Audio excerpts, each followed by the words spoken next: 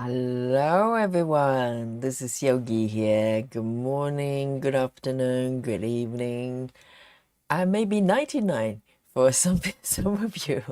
Welcome to the stream. I hope you're well. And so, if you're here yesterday, you know what happened. And I hope you had a good time. I had a really amazing time. So, today, I'm going to be working on this piece. So, I can't remember the last time I worked on this piece, maybe a couple weeks ago. There's so many pieces in a rotation now. And this piece is absolutely beautiful. If you don't know already, this is a piece of artwork by this artist whose name today I'm going to pronounce it Cairo Marchetti. Okay, this is a version I'm going to be sticking to unless I'm told otherwise. And if you speak Italian, you can come to me and tell me how to pronounce it properly. But for now, that's what I'm going for. So let me show you the whole the markup here. There you go. There's so many beautiful pieces. So this is a quilt room, which is one of my favorite themes when it comes to cross stitching, and just look at the abundance of the objects and colors there. And there's a window with a view outside. You can't beat that. And so this is a mini version, and I've been working on this piece, I say maybe slightly over 2 years. And originally when I got this piece, this may be one of the first heaven and earth patterns that I've got. Then in that case, it's probably over 3 years. I've got so many pieces, I've lost track. And this piece, all the sort of mini pieces I got when I first discovered Heaven and Earth and full coverage. And you know, because I wasn't courageous enough to just go in straight with the full version, let alone max colors. So this is one of the first patterns I got, but I didn't really work on it properly till maybe close to 2 years ago. So here, let me show you where I am on this piece here. Okay, so I'm using Pattern Keeper to track my progress today.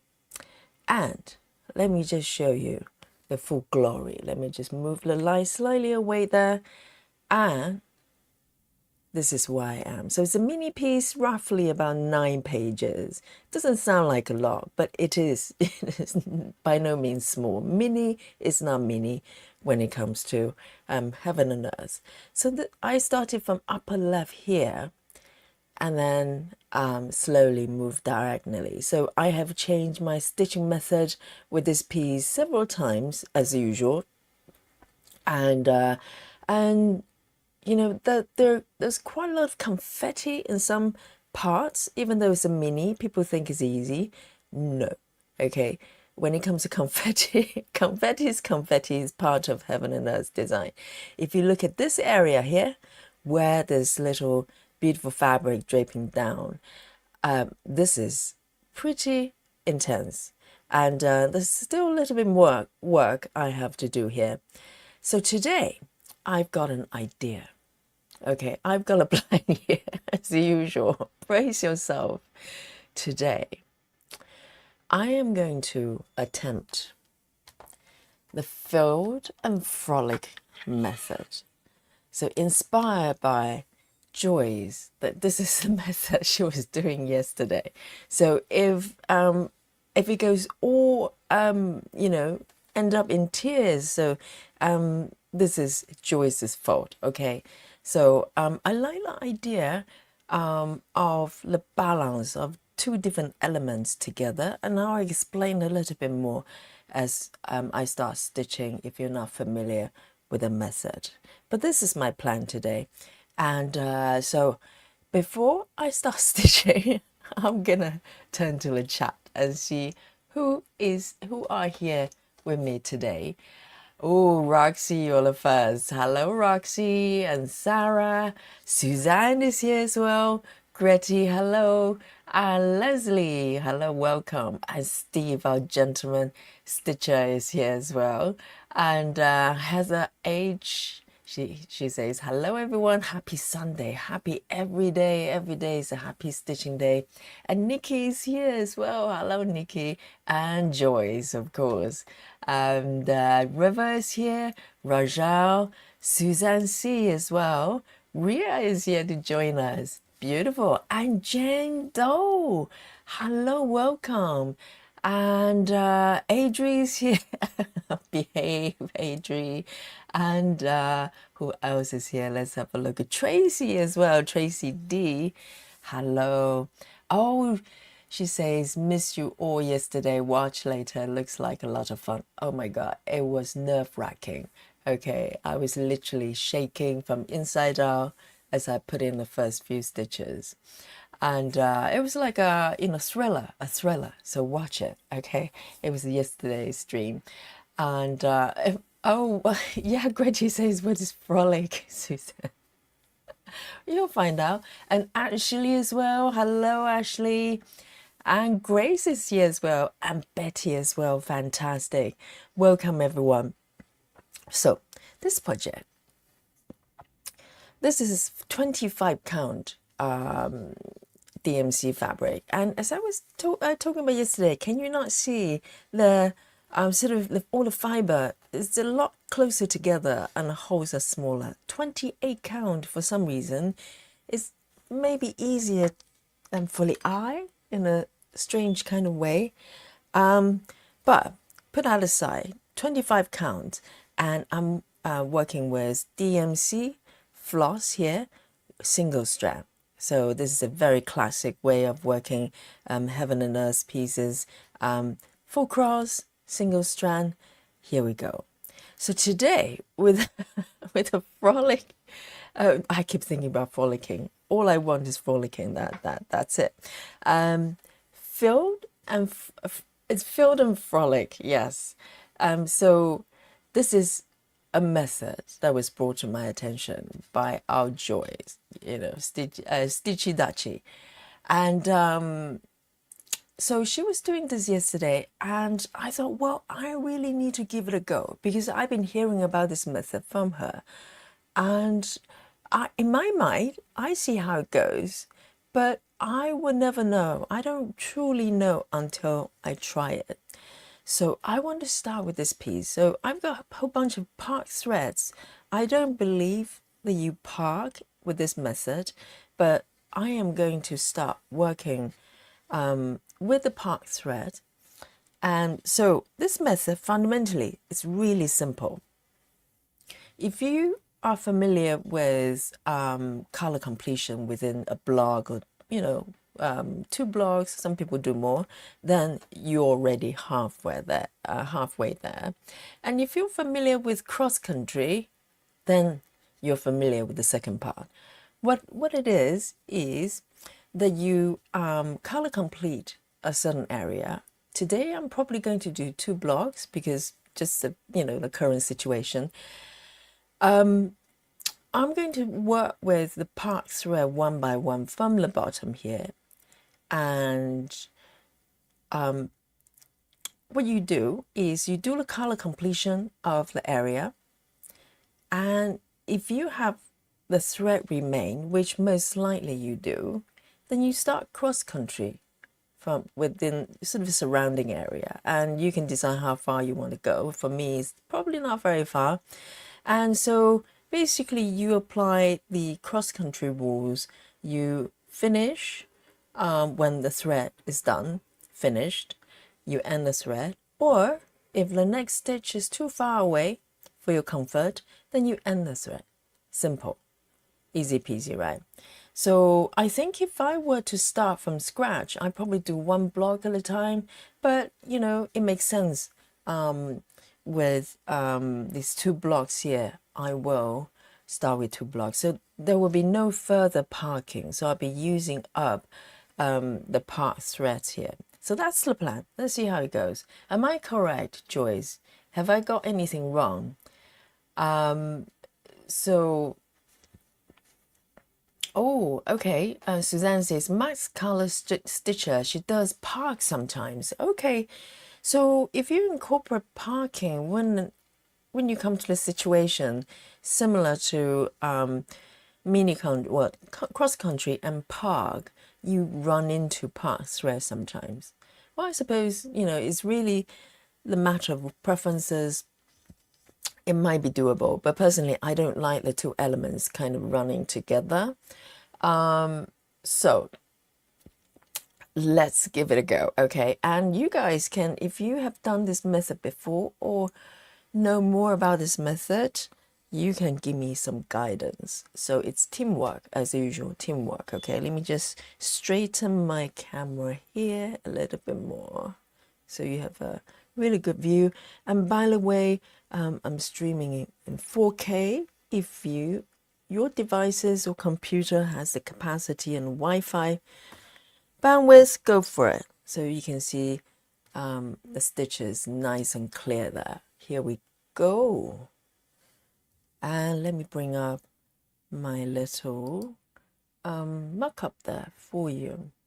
So raise your hands if you've been secretly working on Sweet Shop and cannot stop.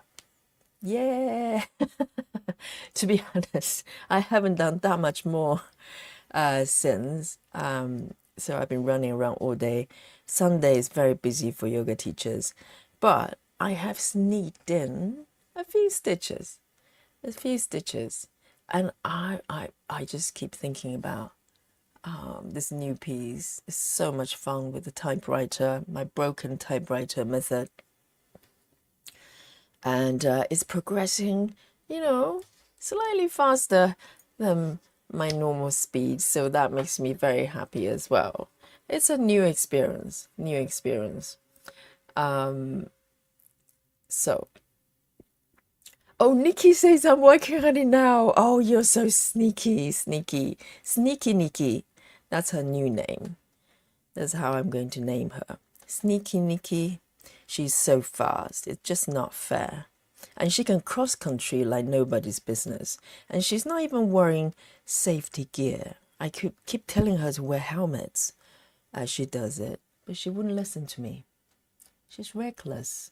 So I'm starting from this orange here, and this is a nice colorful area to work in. So there's only 2 stitches here, so I can start frolic pretty quickly. Yay! It's all about balance. Oh, hang on. What's going on here? Have I parked it in the wrong location? Is that why? Let me double check the color. I'm warming up here, guys. I'm warming up. So I might have parked this thread in the wrong corner last time around. Let me just double check with the color. 22. Have I got the color correctly? I don't want to start with an error, okay? It's all about starting at the right place. Oh, already, let me have a look. No, I don't think this is the right color. I don't know what's happening. See, if I don't mark my oh, I see, there's one extra color here. I know where it is now. It's this one. So this is correct. I just did not mark the pass thread, typical of me. And there we go. So Steve is asking, how long did you stay up, Nikki? Oh, because yesterday when I stopped streaming, when I ended streaming, for most of you, the day was still young, wasn't it? Most of you probably still kind of early evening or even daytime. So let me just have a look. These needles don't like me for some reason. Let's have a look.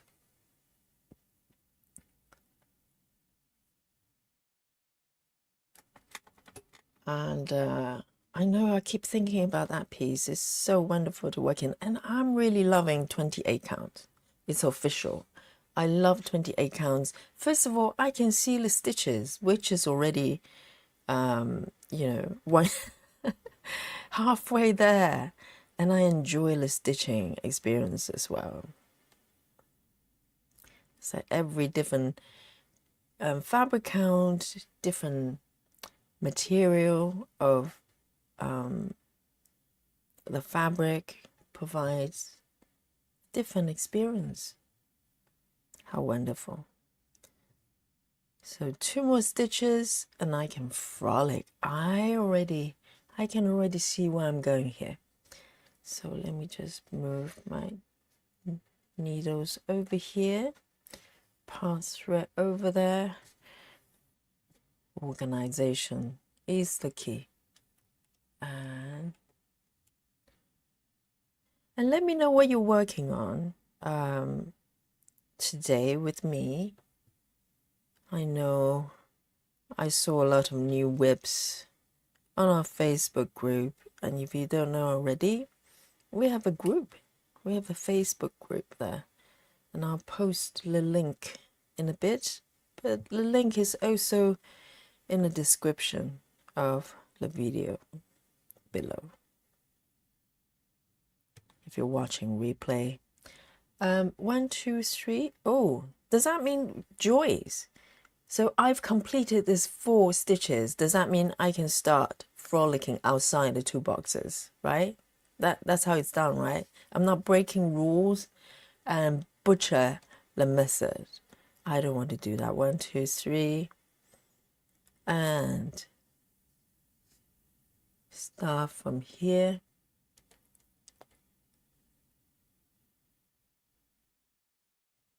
Right. Instantly, I'm frolicking already. Adri is still working on the flamingo one. It's a beautiful piece. And Adri, are you off today?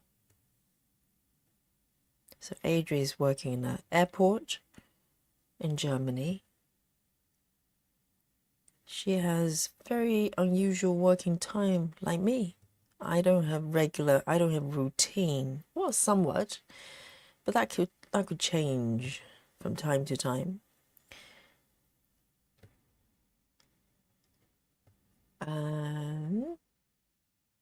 Oh, Leslie is working on Vintage Baker. That reminds me, I must give that piece some love. I haven't worked on that piece for a little while. There's only so much time each day. Damn. We need about 9 lives simultaneously so we can work on all the pieces. So I'm actually doing more stitches frolicking than within the area. Am I doing it right, Joyce? Is it supposed to be like this? Oh, I need guidance from Joyce.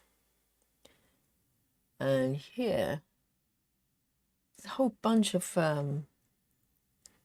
stitches of this color outside the box.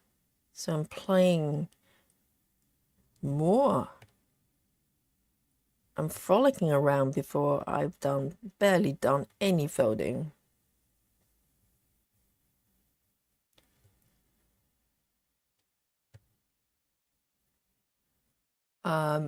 Joy says, finish a color in your fill, then you can frolic whenever you like. Run out of thread or out of symbols and back to the fill for the next color. So, okay, so I'm doing it right. I'm glad. It's just I'm frolicking so early and so much. I'm feeling guilty already. It's almost like you work for half an hour and then you're already out, partying. Something's not quite right there. Or maybe it's very right. It's the way it should be. Every day. Yes, a whole bunch of stitches here. And I still have a little bit of thread left. And I think the attraction for this method, on one hand, is that at 2 elements of color completion, which is pretty disciplined, and the cross country, which you can apply certain rules as well, but you have a little bit more freedom. But ultimately, for me, is I like to know what stitches are going to look like on the fabric. once I've done this, finished this block, what is happening around the surrounding area. And I suppose that depends depending on the pattern, but that's why it's interesting. And it's a little bit like typewriter as well. There are rules you follow, but at the same time you don't know what's going to happen, and it's fun. And of course, let me know what you're drinking. I actually got a little bit of Diet Coke there. For some reason, there's craving for Diet Coke, so I'm having one. Oh, a sip there, very fizzy. And I also, oh my God, today is like drinks galore. I've got some coffee left and a cup of my favorite tea, peppermint tea. Okay, I think the next stitch might be my last one because my thread is getting pretty short. So I'm coming here. I'm enjoying this so far. I like the unknown. I like the adventure. Not adventure as in extreme cross country. Okay, Nikki, don't get ideas.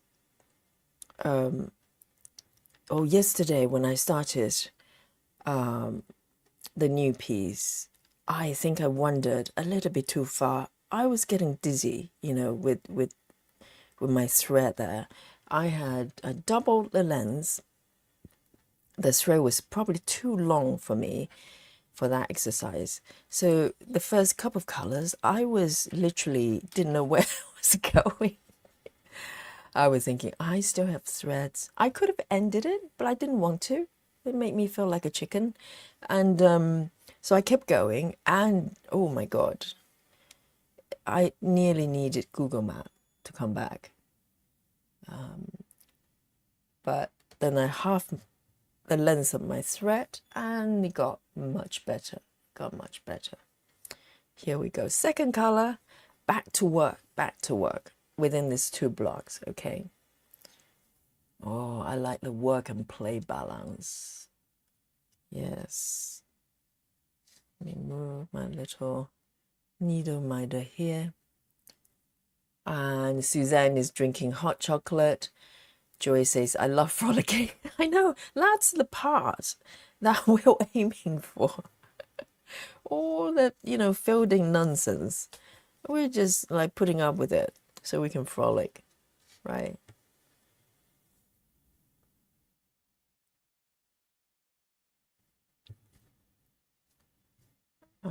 It's only 2 stitches of this color and I'm frolicking again.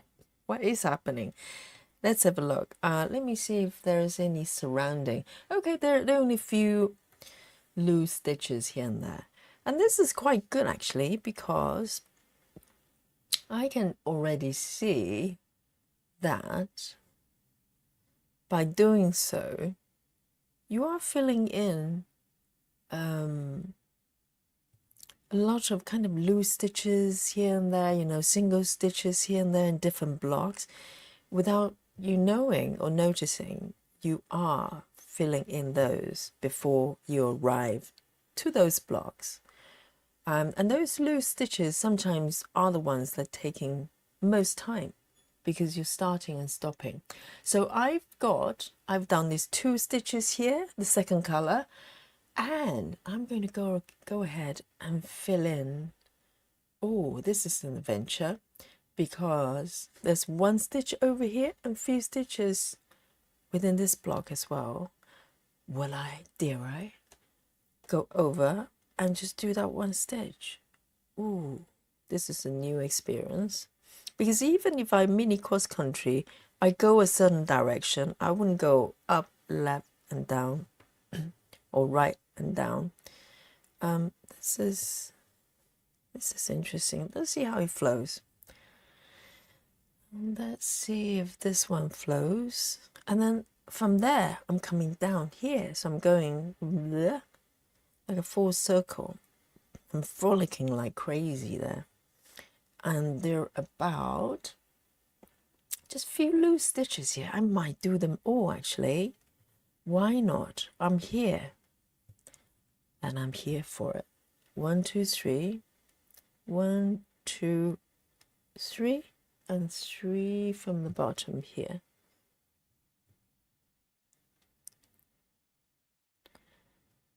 And I really enjoyed the half stitches yesterday as well, but I also love full stitches as well. I love them all. That's the truth. I love them all, and I love the variety of different combination of fabric, strands of floss, and stitching methods. Endless combination there. Endless. Never bored. Never bored. And one more, and I'll have to end my thread because the following stitch will be like way down here. I'm not going there. So 1, 2, 3, 1, 2, 3, and 3 up as well. Let's have a look. So this one, and with full cross, I have a lot more options when it comes to ending. So instead of boomerang that I did yesterday with half stitches, I'm going to do my usual tuck-in. This is my favorite method when it comes to full cross. Yeah, nice and easy. You can't see a thing.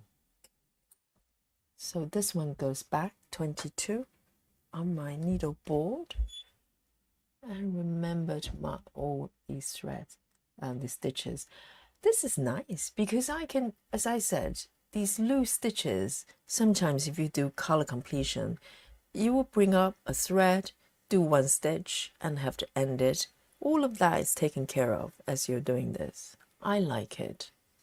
Suzanne is drinking bubble water, and oh, she says, I'm actually kind of want some hot tea. Yeah, I like the combination. I always have like some water at least and some hot drink, and now I'm having Coke, and I have my coffee and my tea.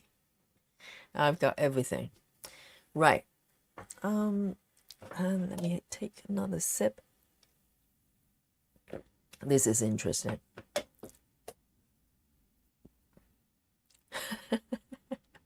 Nikki says, you're practicing for your helmet, friend.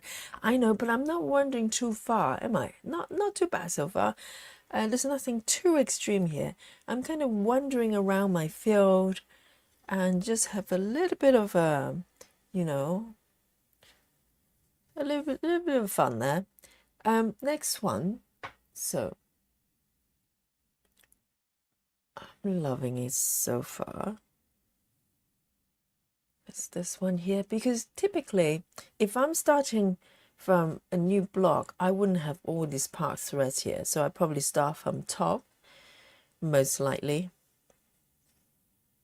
and pick my colors there.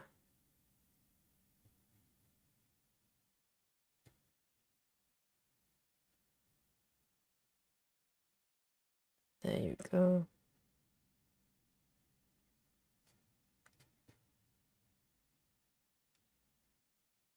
Joyce is having cinnamon mint tea. I haven't found it yet. I'd like to give it a go. The combination of mint, peppermint, and cinnamon.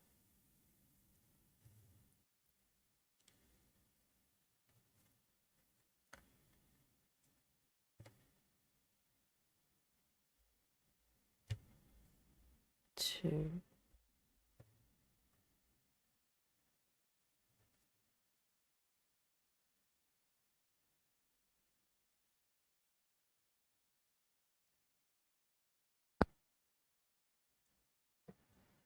River asks, do you use one separate needle bore for each project or use the same one for all of them? So I've got one needle bore for DMC colors where I park all my single strand, one strand threads with needles. For those of you who don't know what we're talking about here, let me just bring the small one to show you. So the small one here, and maybe zoom out a little bit. before we talk a little bit further. So it's a very hairy object entering the view here. Let me just switch to this view. So this is a needle board River is referring to. I have shown this before. So this is a smaller one. I have a bigger one that's about 2.5 size bigger.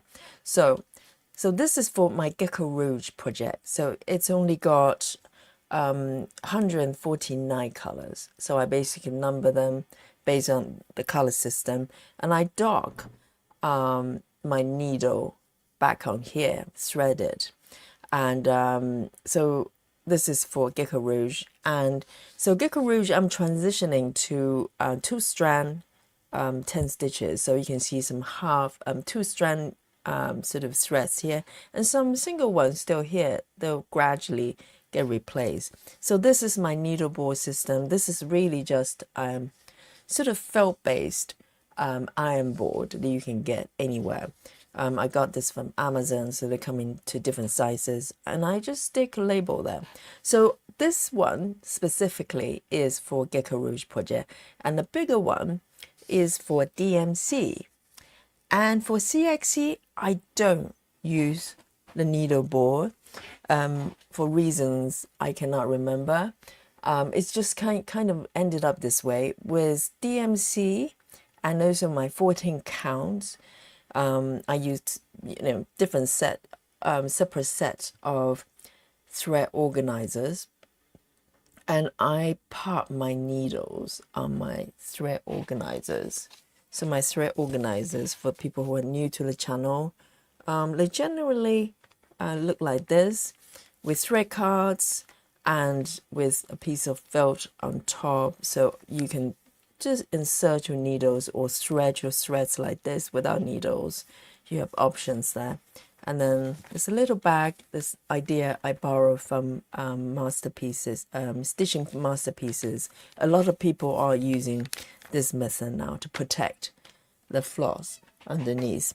And that's it. So the advantage of the needle board versus parking on your organizer is just efficiency, because a needle board, you can see it plain, everything there, and just pick the color, and you can, if you've got one threaded, you just pick it up and start stitching. With the organizer, yeah, not too bad. You just need to be, flip through the cards, find the color you want, and do the same. So it's a matter of the preference there. So I hope that answer your question, River. And Lumi Stitch, welcome. She says, oh my God, this is so bright and beautiful. I know. It's very, very pretty. Let me just bring up the full view for you and switch to my thumbnail. It's really, really pretty. It's really, really pretty.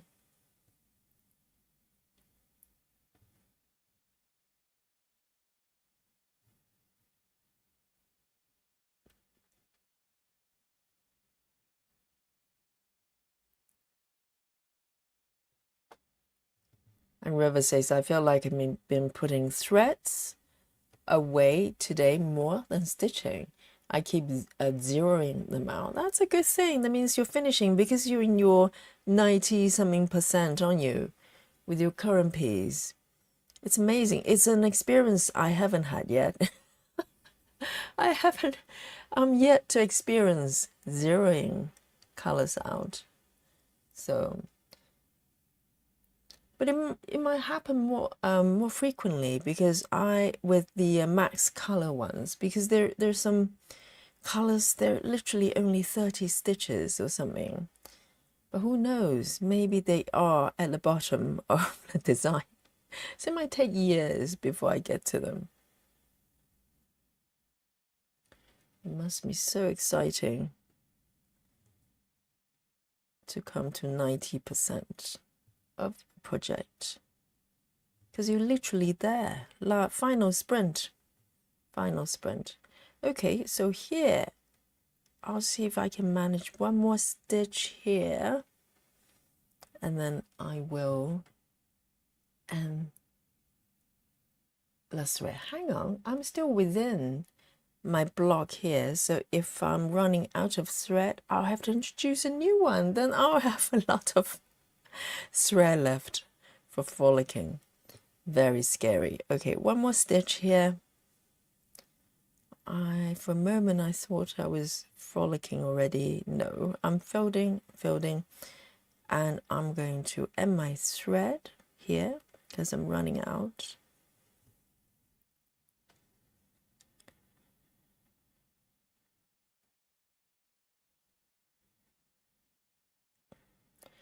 A bit tricky here. Sometimes it slides a little bit with smaller stitches.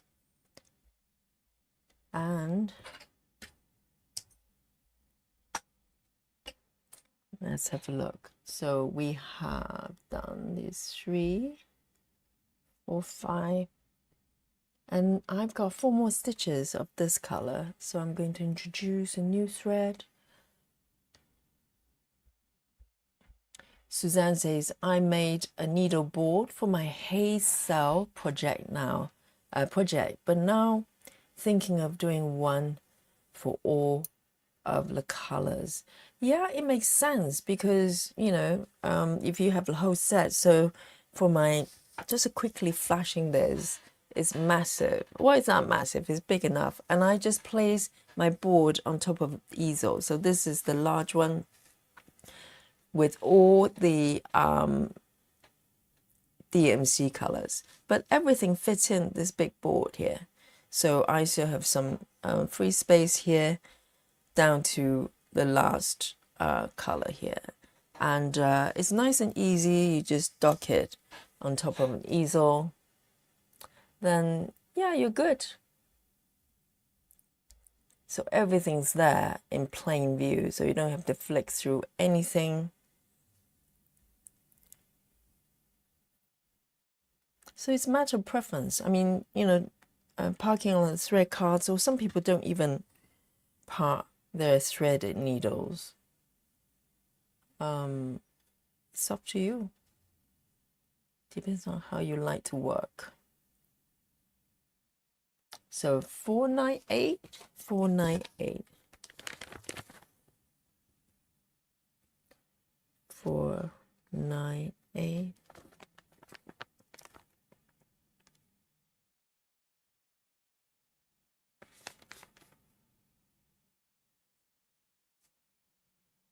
I like the idea of having a master set for everything. It just saves so much organization and allocation of thread as well, because you don't have to have the same colors a little bit here and there and everywhere.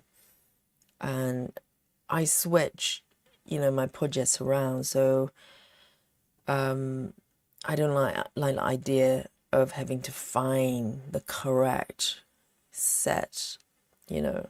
And sometimes in the past, before I came to the consolidate everything, there were occasions I just grabbed the wrong set, and at that time I was working with symbols and have the thread numbers as reference on the side. So I was mainly looking at the symbols, and sometimes 2 different projects can share the same symbols, and if you don't double check, you could end up stitching the wrong color.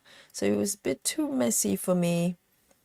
And since I switched, consolidate everything, no problem at all. Absolutely no problem. Simple. I've got 4 sets, DMC, CXC, 1 set for Gecko Rouge, and 1 set for my 14 count kits. And that's it. That's all I need to manage. Oh, hang on. Starting the wrong one. 1, 2, 3 here. Okay, it's correct. It's correct. I'm good. I'm good.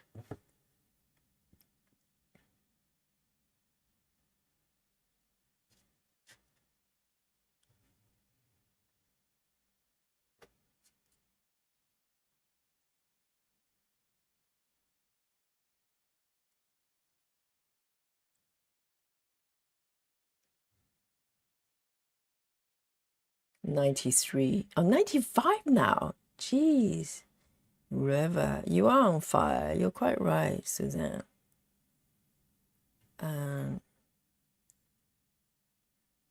95%. It's no joke. You're literally there. You must feel so motivated now to finish it.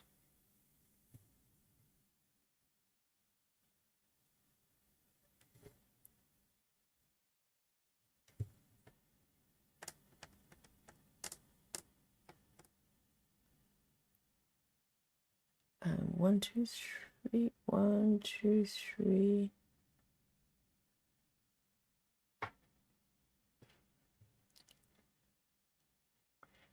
Nikki, Nikki says, what did you use to mark your grid? These lines, pencil, like this one. I think this one was a leftover pencil from a hotel I stayed in Italy, I think. And it's not too dark. It's just enough to create a line. So, oh, I'm frolicking already without knowing. Hang on. So I finish all the stitches here. I'm wandering away from the block. So let me see. So I've only got one stitch here. And 4 stitches on the other block here. Oh, racy pacey. Over here, so I'm going from here to and take the thread over. And I don't mind it at this point because it's unstitched area, so there will be no floating threads there. I think it will get interesting once the area starts to fill up. You know, it will be more decision making on where I want to take my thread to, whether I can bypass the stitch area as much as I can. So it'll be fun to see what happens. And one more here, the last one in the surrounding area, and I'm going to end my thread here. So far so good.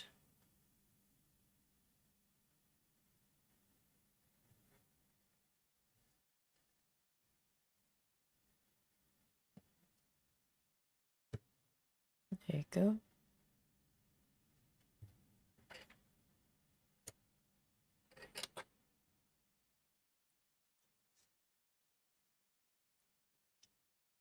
And 498, I'm going to pop it back on my board. 498. Nice and easy. And next color. So I'm working with the part threads first.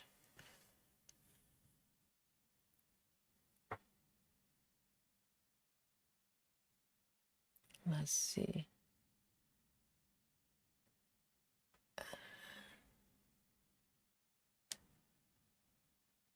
3371. Suzanne says, I like to set up needles before I start working. I don't know whether you have seen these videos from stitching masterpieces. She's got very interesting way of working because she uses Saga and she will have a designated area that she blocks off that she's going to work for that session, and she will prepare all her threads all threaded. So she will look into the area, so let's say there are, I don't know, 40 colors involved, and she will literally thread prepare at least 2 or 3 of each color threaded already and part in her organizer. And so she would just pull out. I mean, at some point she will probably need to thread some more needles, but she does a lot of preparation before her work, which is very interesting. I never thought of doing that. I just, do it as I go. She's very interesting.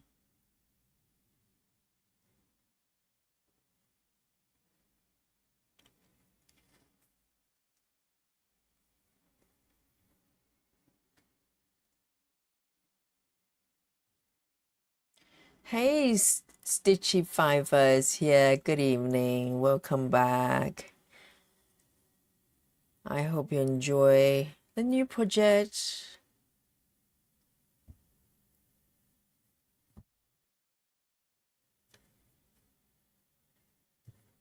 And if I remember correctly, Stitchy Fiver, did you get your fabric? You have started, right? I think I remember seeing your pictures on our Facebook group. And by the way, let me just paste in the link of our Facebook group on top of the chat there. You're welcome to join us. So if you look up to the top of the chat panel, you should be able to see it. Let me see if I can pin it.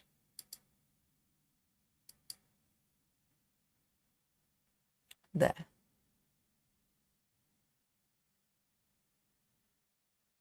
Oh, so Suzanne, you're doing the same thing. That's so organized.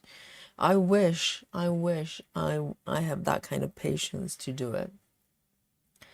But I don't do that. I just sit down. But in a way, the needle ball is kind of a version for that, even though it's not sort of session specific, they're not prepared for a certain stitching session. But I like the fact that, oh, so this one's tricky. So this is the last color, last stitch of this color within this 2 block area. But this color has a lot of surrounding stitches around these 2 blocks. But let me have a look. But the stitches are floating upwards like that, and a little bit more here. So I'm going to improvise. Okay, I'm going to take my needle over here. There's some more below as well, so you can literally decide where you want to go. You know what? I'm going to float downwards, even though there are quite a few around here. I'm going to wait till I come to these blocks to do those. I'm going to just take it all the way down here. Oh, controversial here. But this is what I'm here for. Pushing the boundaries. Open doors. Kick open the doors. And then fall over at some point, I'm sure. Maybe one of the doors, as I open it and step over, it's a cliff. So there you go. I asked for it. I have only myself to blame. I should have worn my safety gear and my ropes and then helmet. It's all on me.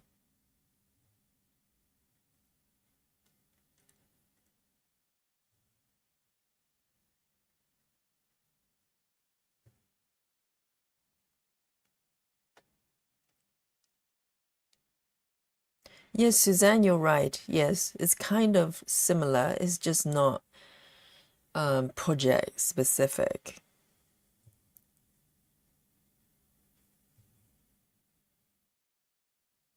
One, two, three, four.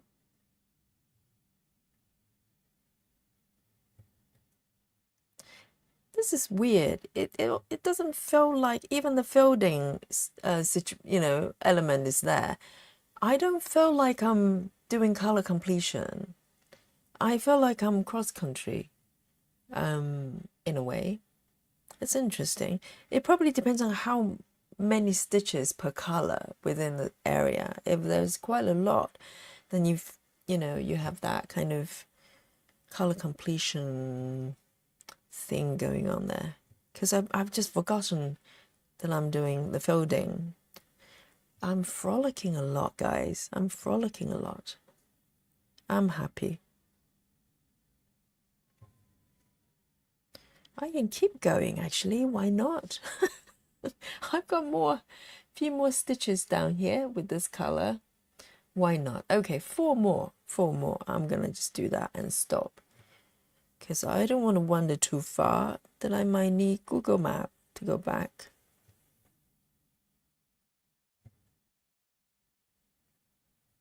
Two down here.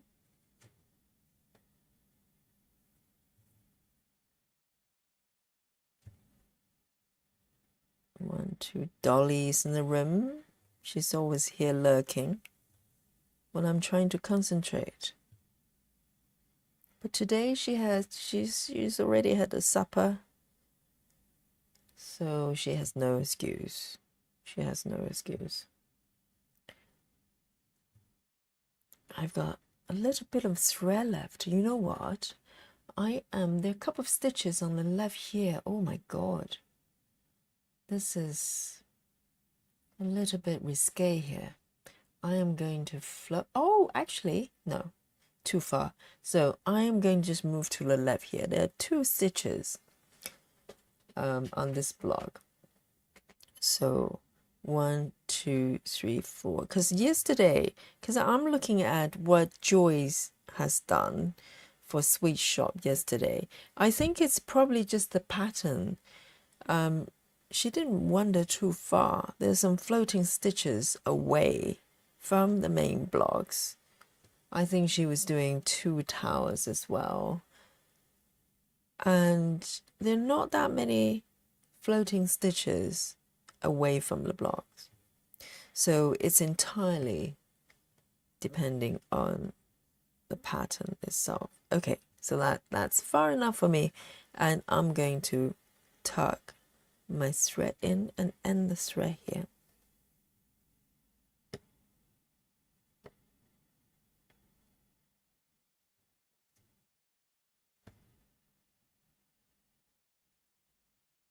Yes, Rebel Yogi, that's me. So slow stitch yogi yesterday was little bit faster yogi. Just tiny bit.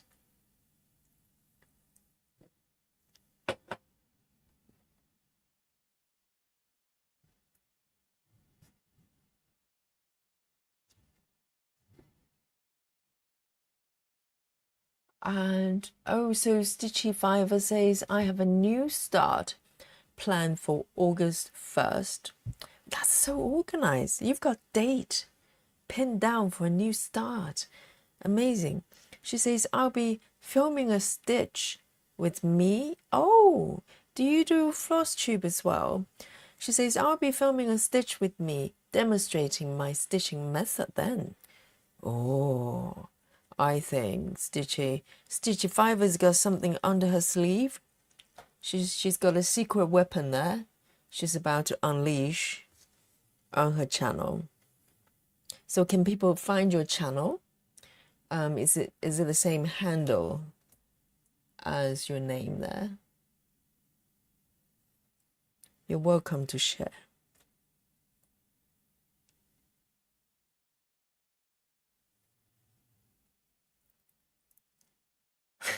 Susan says, "Oh, always the optimist." Yogi, yes. Look on the bright side and walk on the sunny side of the street. Always.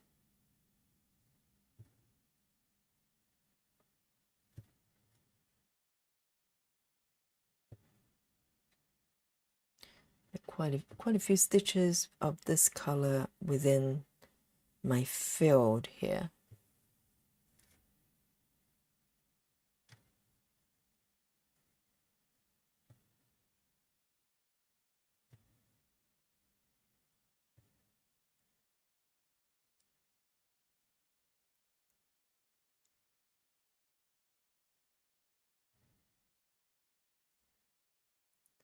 River says, I need an assistant.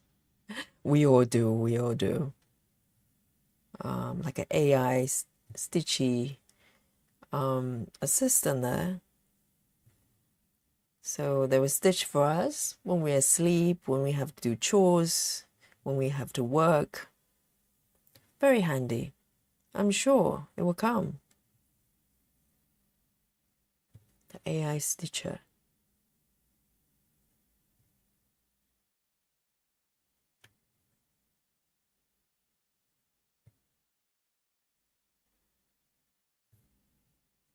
So what do you guys feel about those AI generated cross-stitching patterns? There are a few around. I suppose they probably need to declare they're AI generated, because there isn't, an artist as such. I don't know how to feel about that just yet. I suppose if you like the pattern, that's all it counts. But just looking at it, and looking at it from artistic point of view, as a piece of artwork, I'm not sure how I feel about that.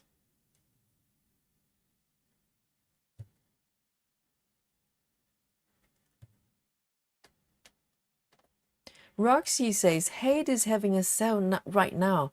Yeah, it's probably still on. It's been on for several days now, which is very dangerous because you can resist for one day, but can you resist the next day? Can you resist tomorrow or the day after? Yes, it's a dangerous time when they're on sale.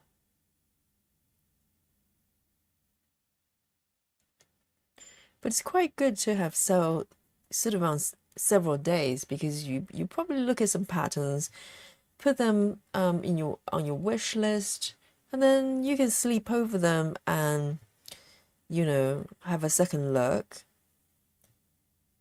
And sometimes I do sort of impulse shopping, but it's good to sleep on it because these are the projects you're going to be working on for a long time. So very often, if I like something, I just pop them on the wish list and go back and visit them from time to time. And then, sometimes I go, oh, no, actually, it's not for me. And sometimes you just go, well, I have to get it now. So, oh, there are quite a few. Look at the formation of the stitches. It's absolutely wild. It's like, what is happening? Today's the last day, is it? Oh, that's a cue. That's a cue.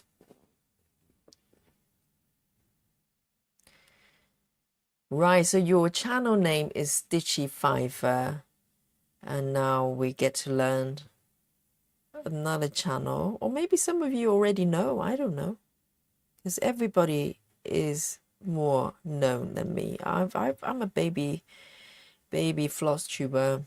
I've only been around for like 3 months or so everyone else is more known.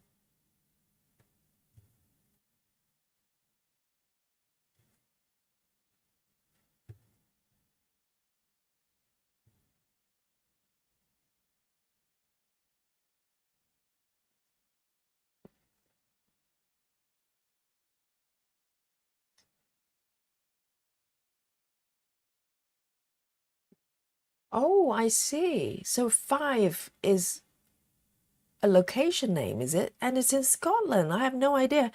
Is it how you pronounce it? 5. It reads like Fife. I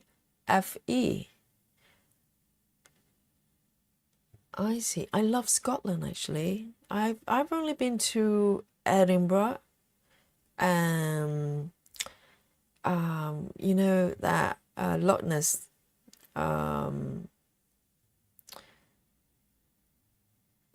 what is it called? I can't remember. It's been a while though.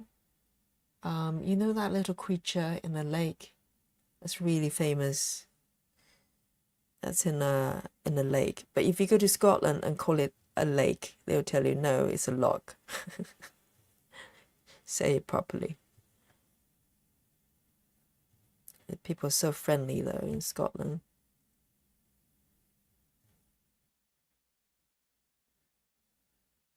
Hey, Sanga is here, another friend from the UK. Welcome.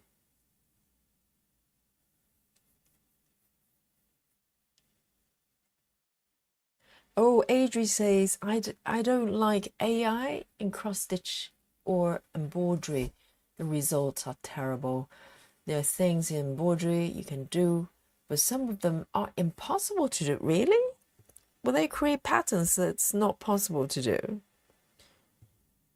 I mean, with cross-stitch, would be one stitch at a time. That's it, isn't it?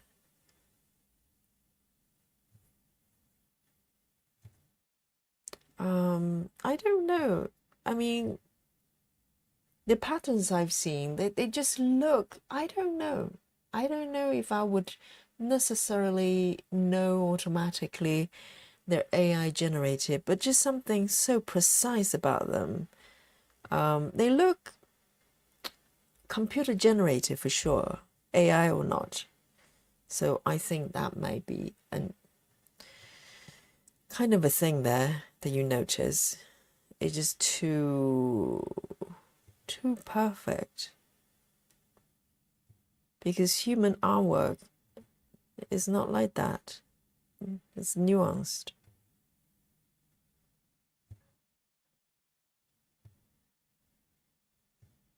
Wow, this line just goes straight down. I like it though. I like it. I like it. I can just keep going.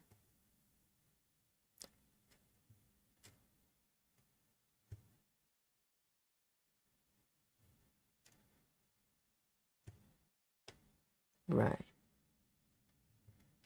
Let's see how I'm doing here. I've got a little bit of thread left. I might move downwards. There are about 5 stitches down here. I should have enough thread here.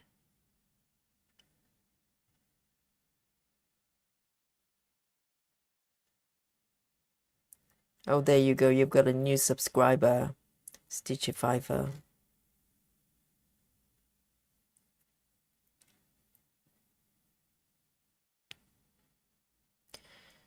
Stitchifiver says if they're charted properly, referring to AI generated charts, if they're charted properly, then they have their place. As long as they're just not being generated and run through charting software willy-nilly in a pattern mill, then that's different. Well, I think some human intervention will still have to come in. Otherwise, what are we doing here? Because the beauty of stitching a beautiful piece is, you know, it's created by someone for something. You know, there's something to it other than a pretty picture. So I think in a way that might be missing there. 1, 2, 3, 4, 5. 1, 2, 3, 4.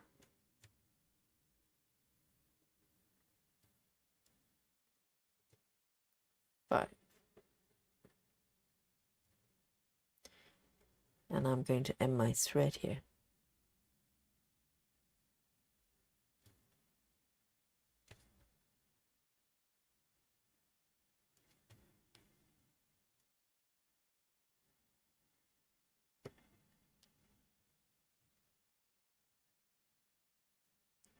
River says that looks really good.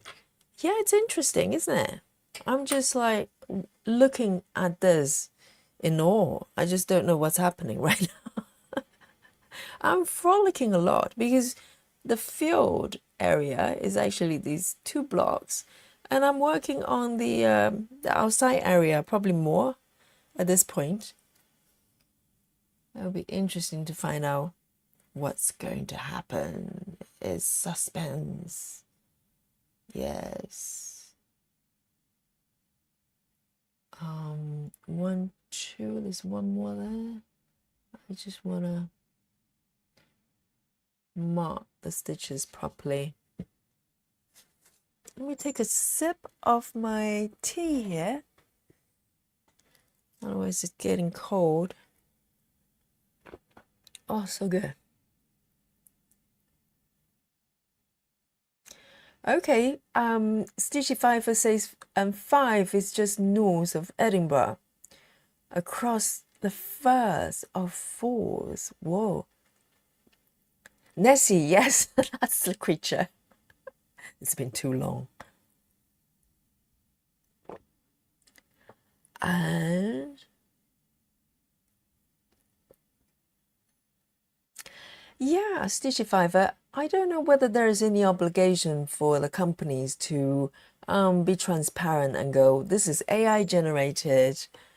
Because if there were to list artist name, that's a tricky part, isn't it? Because it's not really created by a person. Unless you name your AI Jennifer or something. So technically, it's created by Jennifer, but it's computer.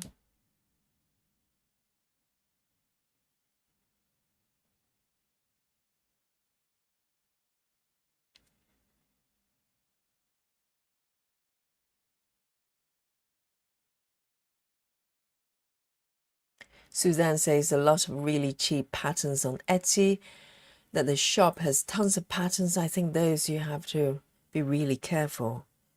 Right. People kind of get an impression that Etsy's patterns from Etsy's are created by the vendor or, you know, the designers. I think most of the times they're probably the case, but who knows? I mean, you know, and the copyright element is also another thing, because I have seen some well-known patterns being recharted by Etsy vendors. So I don't know what is going on there, whether they have proper copyright to do that or not. You know, I've seen patterns done by Dimensions, for instance, being recharted there. So I don't know what the deal is.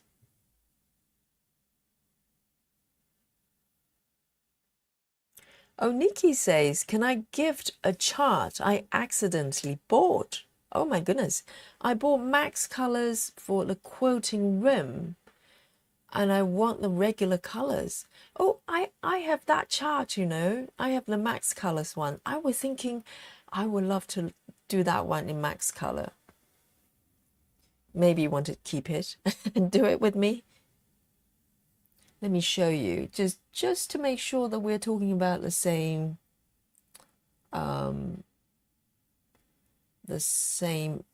design there. Let me show you on the screen here. Nikki, is this one you bought?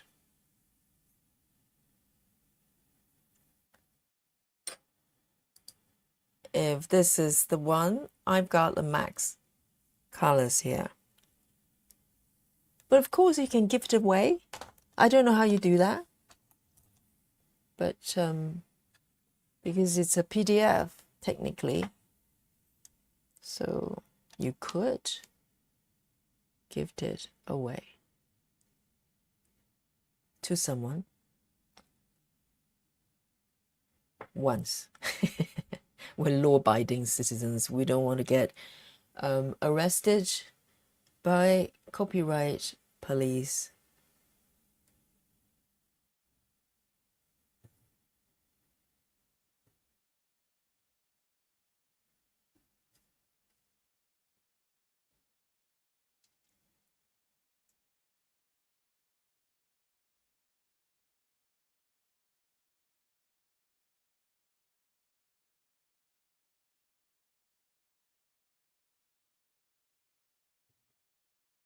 downloading systems, yeah, can you possibly refund it?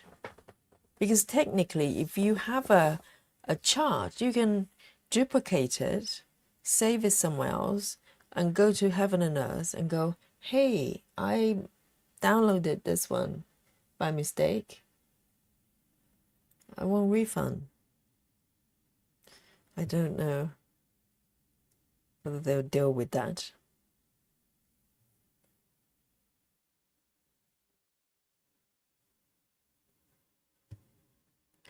One more stitch over here. 1, 2, 3.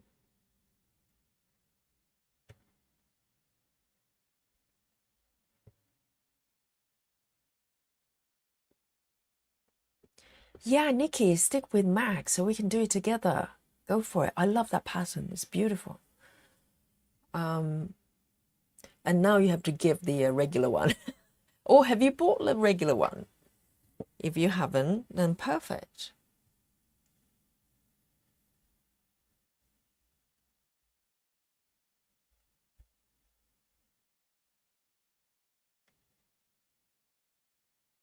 One, two, three. 1, 2, 3.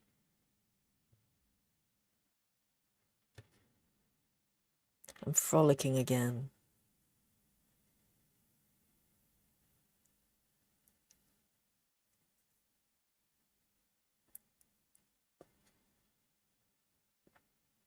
Oh, Suzanne says, so what I understand about AI generated art is that it is art that somebody is actually done and they refigure it or something so it can be considered.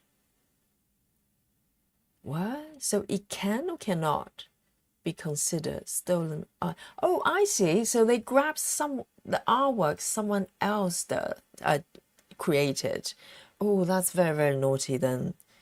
I was thinking that maybe the person created the artwork and just try to enhance it with AI. If they literally just take what someone else did and then tweak it with AI, then they should be sent to the AI prison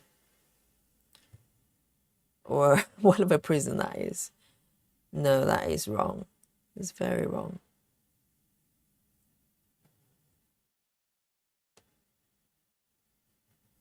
I'm pretty sure that's a crime. This one is snagged a little bit. Let me free. Let's thread.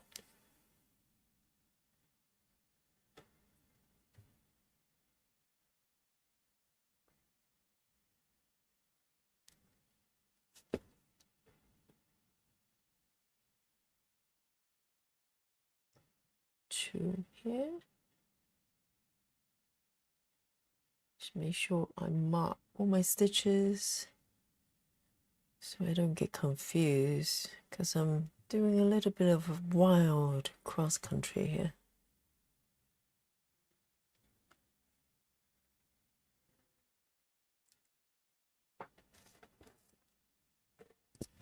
Yes, all the Kim Jacobs patterns are so pretty. And that's what a real artwork does. It moves you, you know, because it's coming from emotions. And maybe, that's where in Kim's mind, that's her dream space. And each piece has a story to tell. And maybe not so much if it's AI generated. Oh, I see. So they can literally, so you could literally take Kim's work and then use AI to generate it. Because I took it when they say it was AI generated, I'm thinking about our work itself rather than the chart, because the chart is generated by a software anyway. Is not charged by human, and we're okay with that as long as it's truthful to the original artwork and also it's copyrighted. That doesn't really matter. But like AI generated patterns, my interpretation is the artwork itself is generated by AI.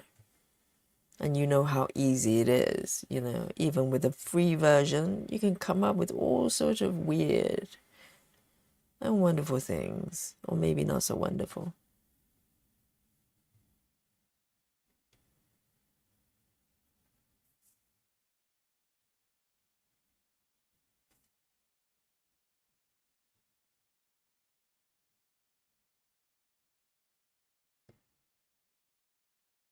Yeah, Nikki, keep the max colors. You might change your mind and want to do the max colors with me.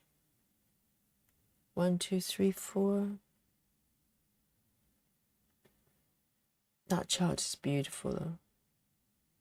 They were beautiful. What do we do? 1, 2, 3, 4 here.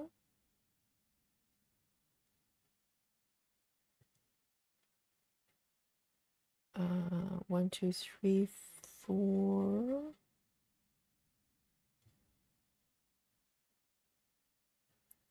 5.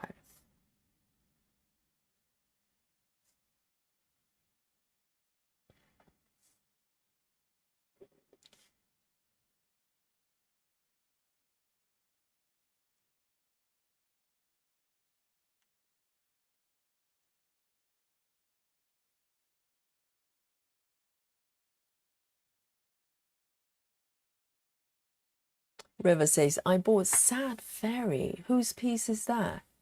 But it was a mini. I have to get back and buy the regular pattern. Yes, I mean, digital download, I suppose is tricky. If you buy something by accident, yeah, you might be stuck with it.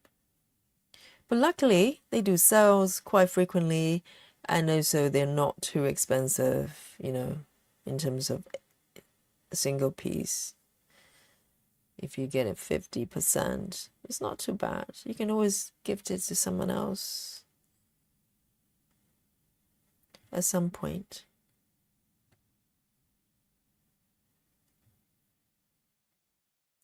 And I'm going to end my thread here. Ooh, I'm wandering really far. 2 blocks away. There's more happening here than the 2 blocks. My field is very empty. There's nothing going on with my field there. The surrounding area is a lot more lively. More happening.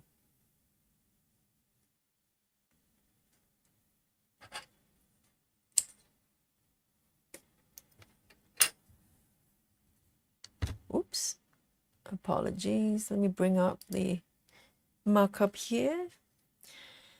Let me have a look. So here to right.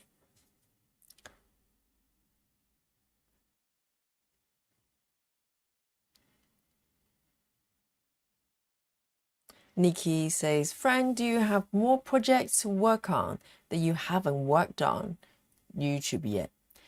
Yes, but keep it quiet. So, yes, I have several. I have several, Nikki. I know. Yes, but I'm slowly bringing them back in the rotation here. Slowly. So, you know, one piece at a time. You might notice, you know, pieces that you haven't seen yet from time to time.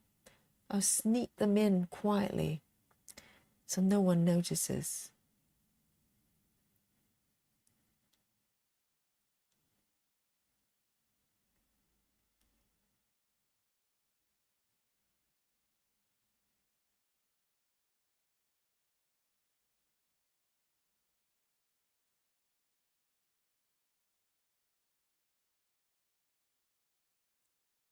And back to the fielding part of it. So I'm doing the top block here. Let me just bring it down slightly so you can see it.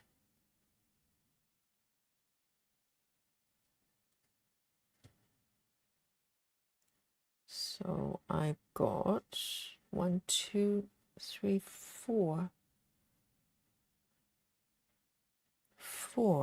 4 stitches inside the folding area and only 1 stitch outside. So this one's easy peasy. I don't have to wander too far.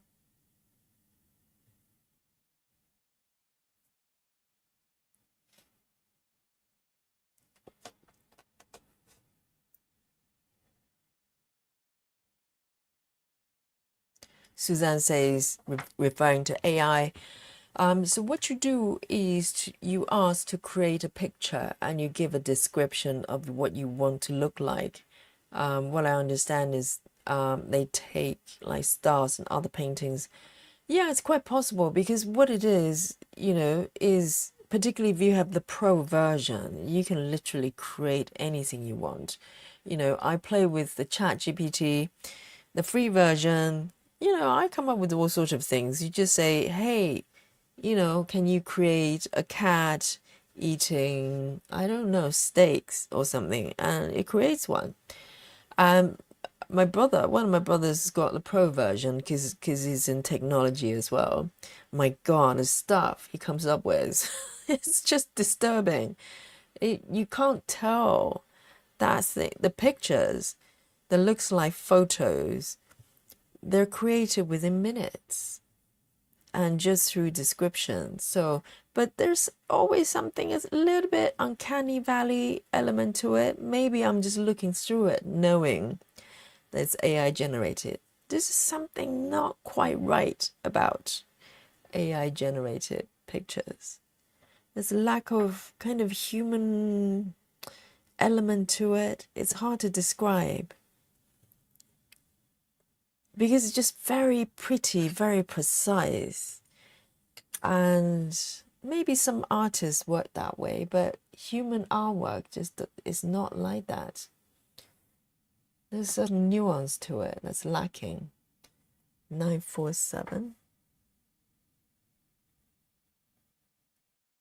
And then let me pop this one back.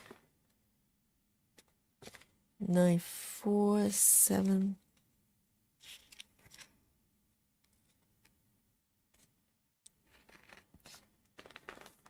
River says, I've zeroed out at least 20 colors today. Oh my God. Completion is near, River.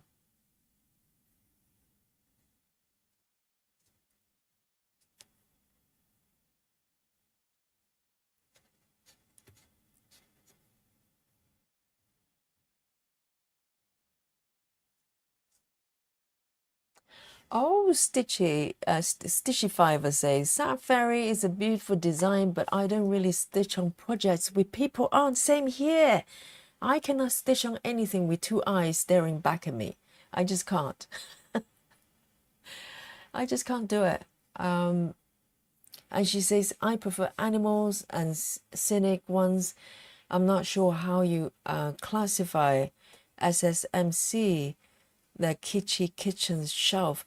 I was thinking the same because, of course, you're working on that piece and they have kind of quite stylized, can you call them characters, but with eyes? I know, maybe that's why I haven't got it, because I love the color scheme. It looks kind of really fun and there's a vintage element to it. But I think those eyes probably are the reasons why I haven't got that pattern. But then again, with my Gecko Rouge piece, I do have dolls on the piece, quite small, in relation to the entire piece.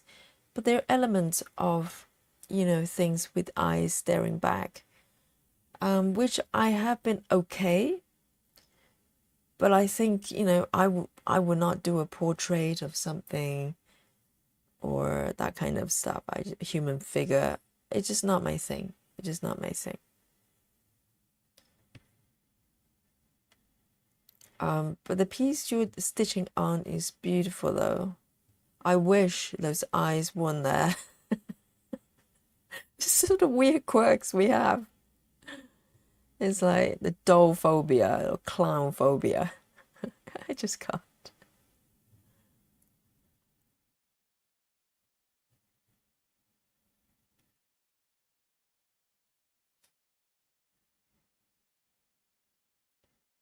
Gray says, Yogi, I've been eyeing a few patterns by Kim Jacobs' quoting room at my studio. Would you recommend doing a mini or regular of on these? Right. Grace, I don't know if you want my answer.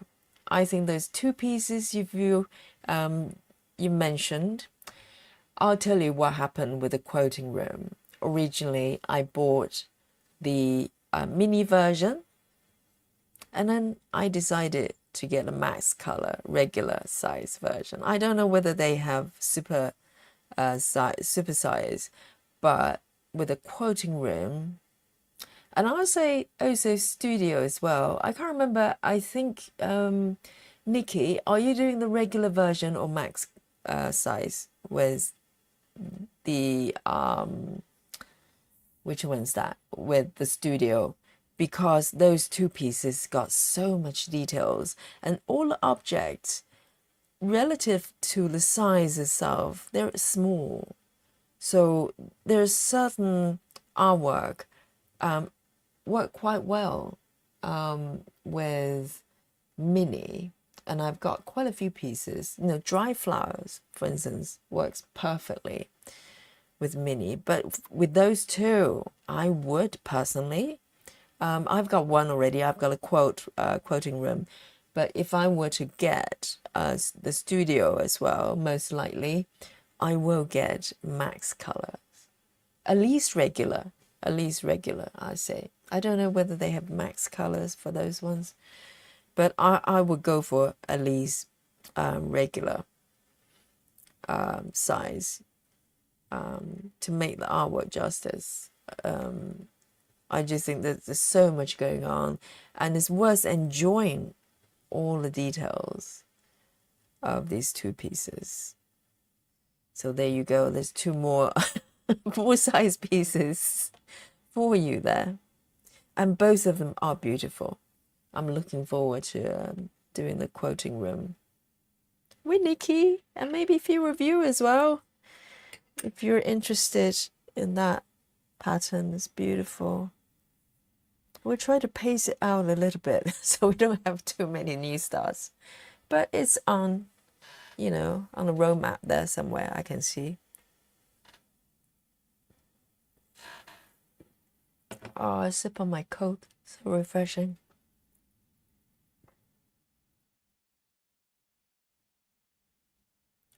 Right, so this one, there's not much frolicking to do, so I'm coming back to folding with the next part thread here.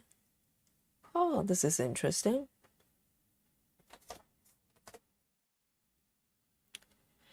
River says, time for dinner. Need to pause this. See you later. Enjoy the dinner, River.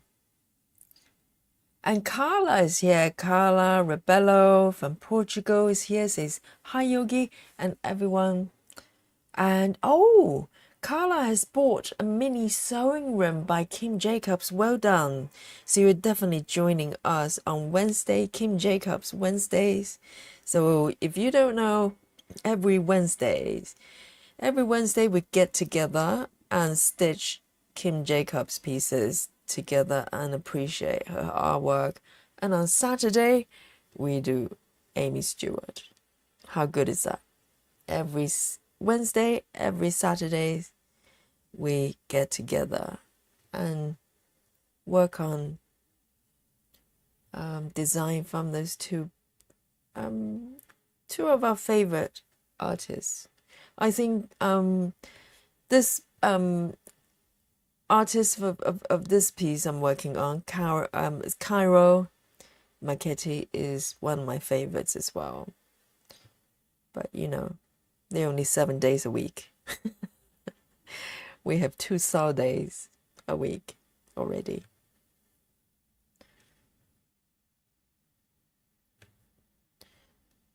And now I'm moving into the green colors.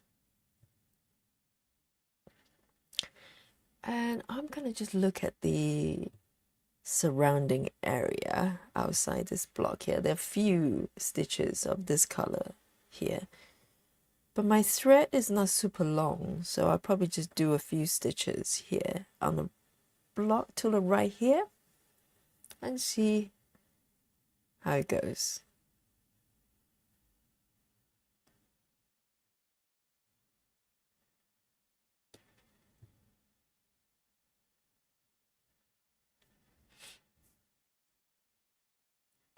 Yes, the retro color palette and the style to it is so endearing. I love it.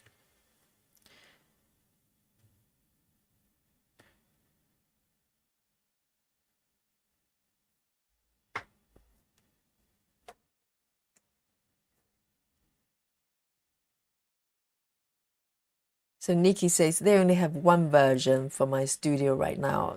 Is that the regular version? Because the pattern, the one you're working on studio, is actually relatively new. I think it only came out in May. And I don't know, sometimes they will add max colors and mini later on. So I don't know whether that's happening or not. Because most patterns, with a few exceptions, they all have variations. So maybe they are working on it. I don't know. But I think regular is perfectly fine. If you haven't seen what Nikki's doing on my studio, join our face group. She posts her progress there. It's absolutely beautiful. You know, all sorts of pictures and paintings on the wall there. And they're projects on their own. I love, you know, designs like that. It's just got so much to it. Okay, this will be my last stitch of this color. If I can free this thread here.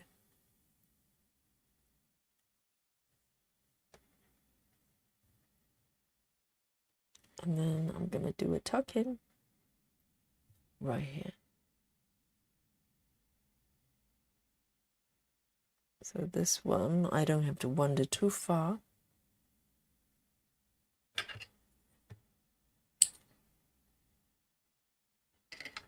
How interesting. What is going on here? I don't know. I'm doing what I'm told. 1, 2, 3.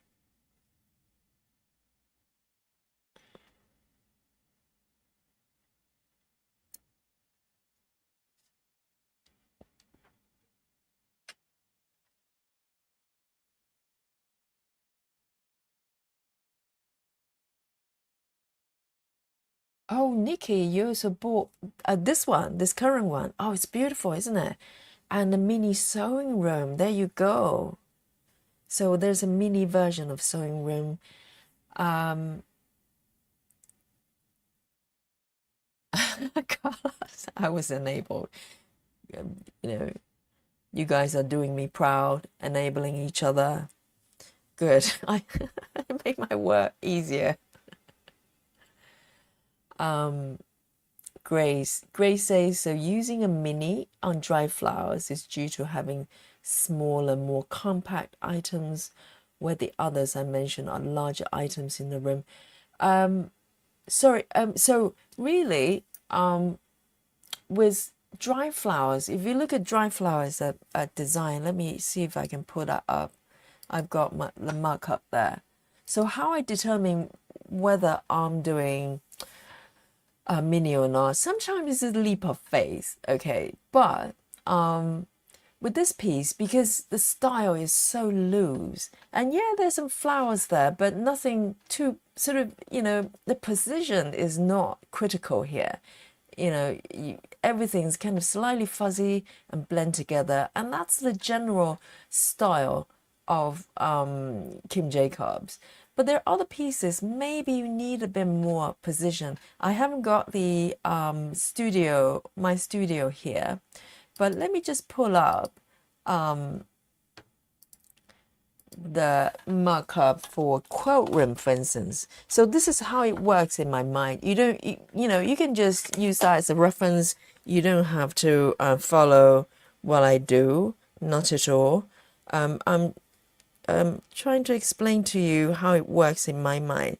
So if I can pull up the quilt room here, is a quilting room, the markup here for you, which is on my tablet here. Let me move the light away here.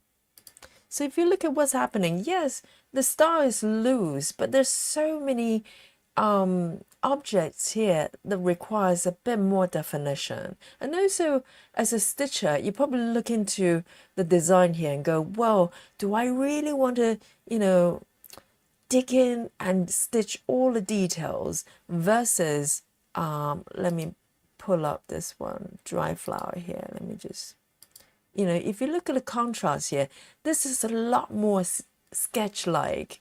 Whereas this one, in my mind, you're illustrating all the objects in the room. So it's really depending on how you look at the design. And I'm sure Mini will still come up really pretty, but you probably lose some definition. Let's say this quoted elements here.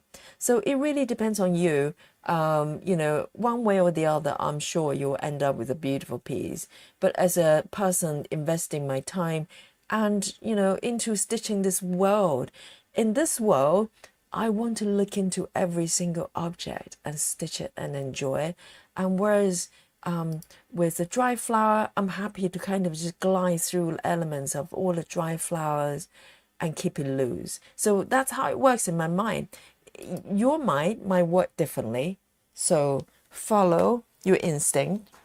Ultimately, you have to stitch one stitch at a time and drill into these elements bit by bit. So you have to think about whether you're going to enjoy that. Do you want more, in terms of detail? So that's how I determine whether I'll be happy getting a mini version of something versus not. And it doesn't mean I'm always right, because, for instance, I bought the quilting room, the one I just showed on my tablet, the mini version. But the more I looked into it, the more I realized I needed more detail. So I got the max colors. So there you go. But follow your instinct, just be happy with whatever you have. I'm sure one way or the other, they'll come out really beautiful.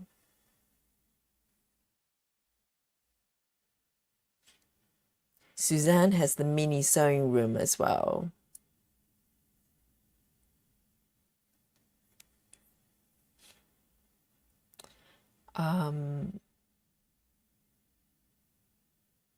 Oh, and Carla is trying out the Saga app as well. Yes, it's just one more stitching method you can introduce to the way you're working. It's always fun.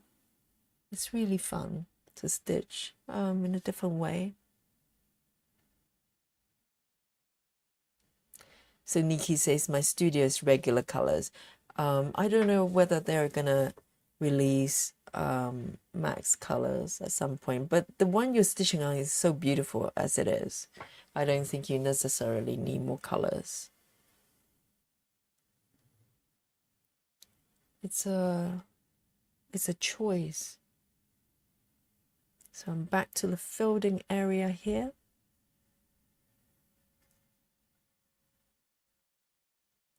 Senga says, I was watching Simply a Stitcher earlier. I think she's UK based as well, isn't it? I think I have come across her channel at some point. I need to go back and see what she's doing. She's watching Simply a Stitcher, and I was enabled in getting a new hay, Cadolf by Malcolm Watson. Oh, I'm not sure. I'm not familiar with that piece. Wow, yeah, we are. Sometimes we watch someone stitching something and, you go, well, that's what I want, because you're seeing it, being stitched. That's probably, a lot better indication than just looking at the mock-up.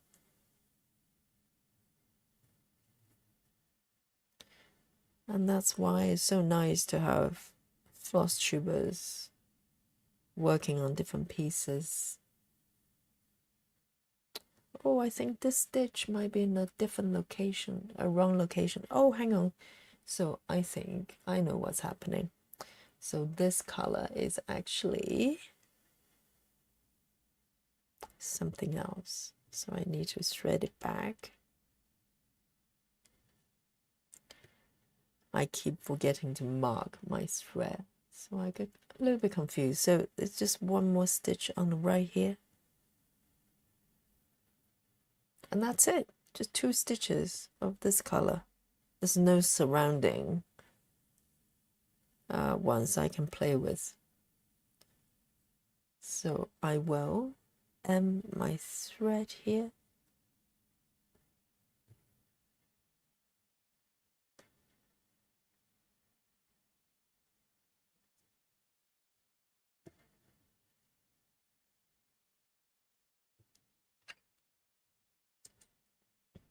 Nine, 4, 3.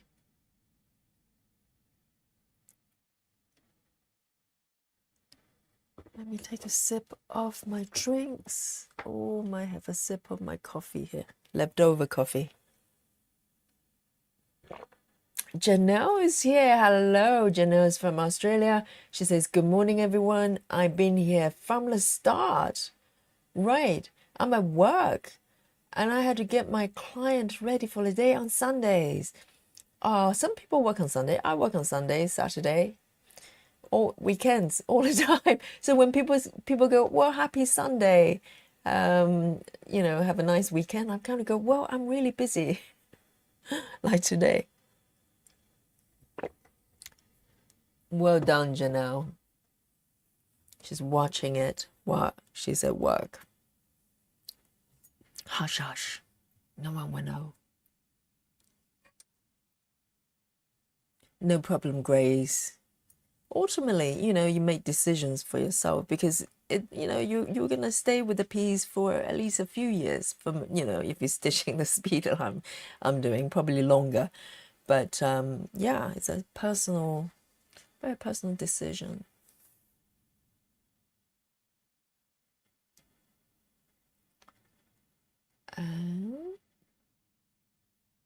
No, this color.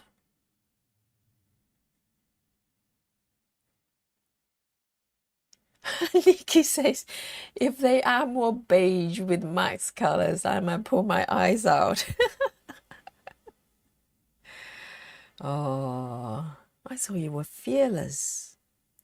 You were just charge all the way forward with no fear, without helmet or safety gear. Nikki. So with this one, I am doing this one over here. Let's see, there are a few stitches, just a couple of stitches on the block on the right there. So I might go and play a little bit once I'm done with folding.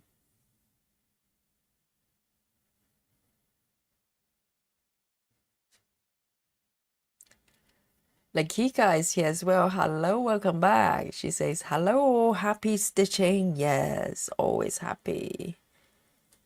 Stitching is giving us a lot of happiness, for sure. And let me know what you're working on if you're stitching with me.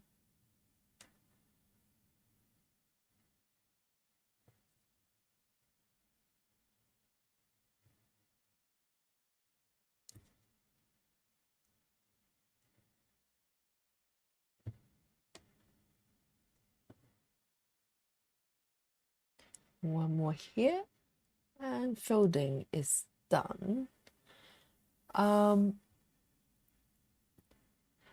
Janelle, of course.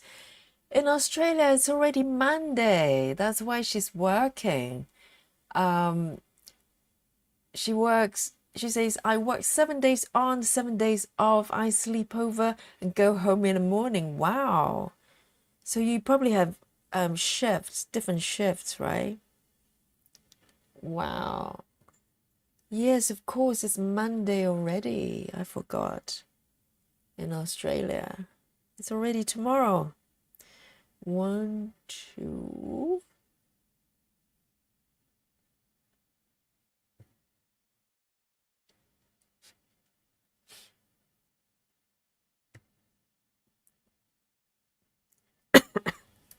Excuse me.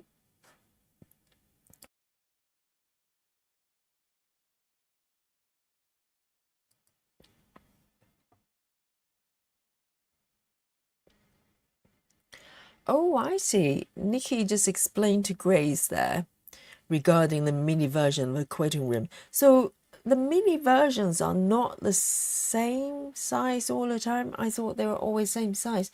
Maybe it's the full versions they're different. Because according to Nikki, oh no, it's not Nikki. It's Joyce. Sorry, I always get the names mixed up. So Joyce explaining to Grace, the mini version of the quoting room is very small, only 250 by 207. And I love the way she says, just over 50k stitches. You know, no biggie, only 50k. And dry flowers are nearly twice as much. Oh, I didn't realize that. I mean, numbers just escape my brain, like, you know, I know, bubbles. They disappear off. I have no idea. If people start quoting numbers, my mind just go blank. It's like, what are you saying? No idea. La la la la la. You know, you can't have everything. If someone can, you know, stitch as fast as me, something has to give. Something has to give. You can't have everything, Yogi. You can't stitch in this fierce speed and be good with math or numbers at the same time. You just can't have everything.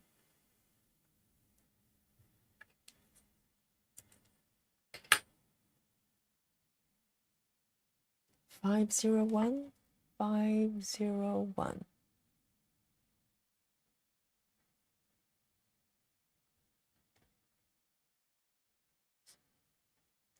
Dock it back. Oh, Janelle says, I'm on 7 days off after this evening. Yay! How good is that? How good is that? You can do a lot of stitching with us.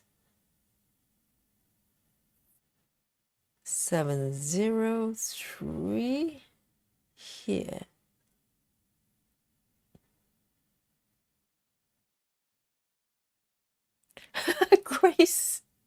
Grace says, I did it. I added 2 more charts to my life. The quilt room and the studio, both regular. I now have total of 8. Oh, you've got a long way to go, Grace. You need to aim towards 2 digits. No, I'm kidding. 8 is tremendous. Well done, Grace. Those charts are beautiful. Absolutely beautiful. You have more, you know, beautiful things added to your life. Congratulations. Congratulations. 2 more beautiful worlds. You can enter whenever you want. Can't beat that. Can't beat that. Each design is a beautiful world that you choose to be in. And you're creating it right in front of your eyes with every stitch that you make.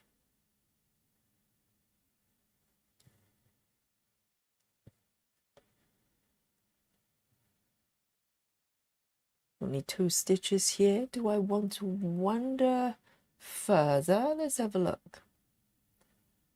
Only 1 stitch on the right here. Why not? Okay. I've wandered so far that it's not even gridded.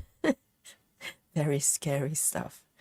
I'm going to grid 1 more block here. Do it safely. Do it safely, Yogi. Stitch safely. 2, 3, 4, 5, 6, 7, 8, 9, 10. Let me count again, just in case. I don't trust myself. 1, 2, 3, 4, 5, 6, 7, 8, 9, 10. Good. I always count and count and count again, just in case. And I try to grid as I stitch, maybe one block at a time even, because if I notice one block is incorrect, at least I'm not, you know, extending that error further than necessary. So here we go. There's only one stitch here in the block on the right here. 1, 2, 3 from up, 2, 3. Let me see. 1, 2, 3, and 4 from the right. 1, 2, 3, 4, 5. Here, just one stitch. Oh, it's the one underneath.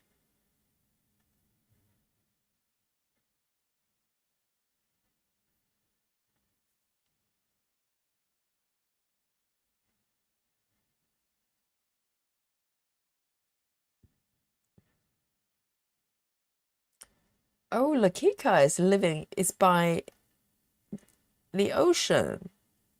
She says, my family and I went and play in the ocean. My goodness. And it's hot. Well, I can't remember the last time I was on the seaside. Oh, distant memory. Distant memory.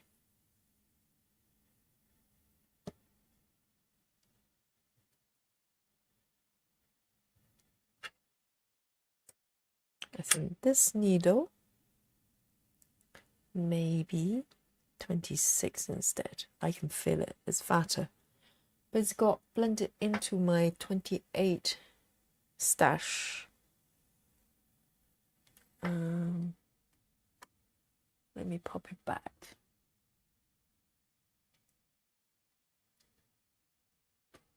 There you go.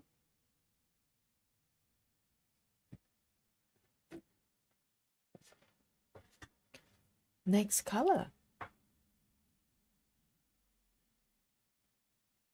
1, 2. There.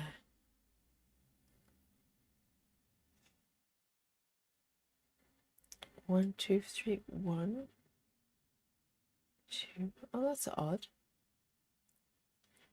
Never mind.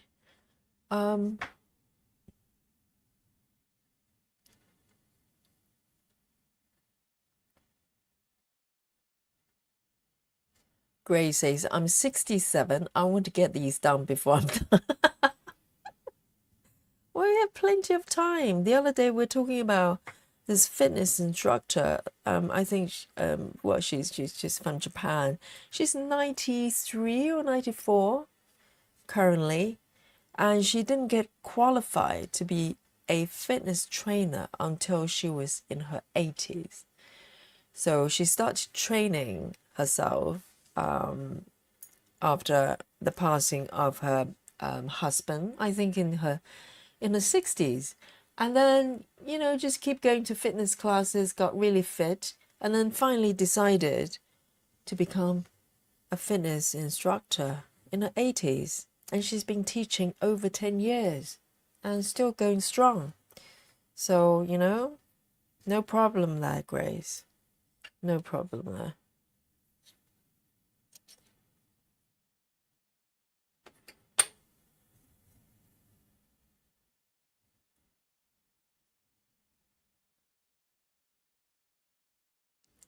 Stitchy Fiver says collecting charts and is an entirely separate hobby from cross stitching. Yeah, yeah, it's like you're stashing these design, you know, these patterns in your folder. You know you have them anytime. You're ready. So.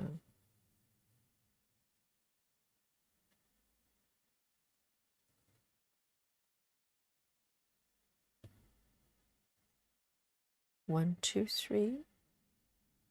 1, 2, 3, and 4.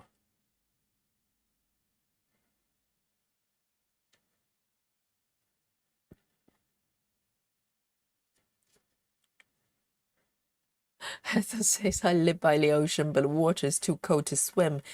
It never gets warm enough to frolic. Wow, I thought most areas by the seaside gets warm at some point. You can play in the water. I suppose it's not always the case. I'm a terrible swimmer, so water is not my, so it's not my, not my thing. If I ever go to a swimming pool, I stay in the slowest lane with the kids, so I don't get in anybody's way. If I try to swim in normal lanes, I probably just get bumped into all the time by those really fast people. I know my place. I stay in my lane, okay? I can do yoga till the cows come home, but swimming is just not my thing.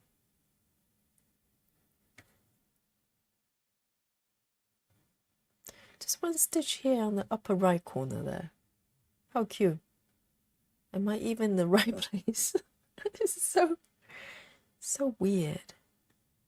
Right. I am going to tuck my thread in here. 3 blocks. I've crossed 3 blocks. So normally if I do sort of mini cross country, I rarely wander off sort of 2 blocks away.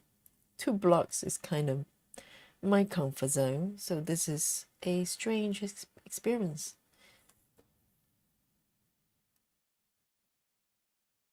Um, 317 here. Okay.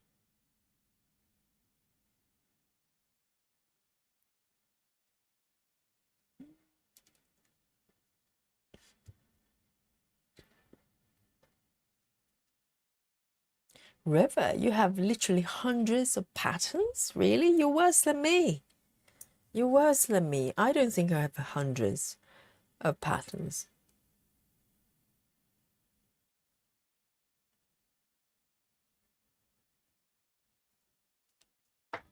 Let me take a sip of my tea.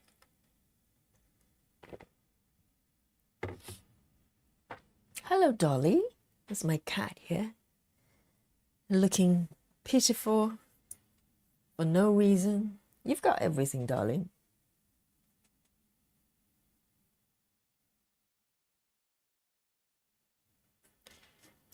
And here.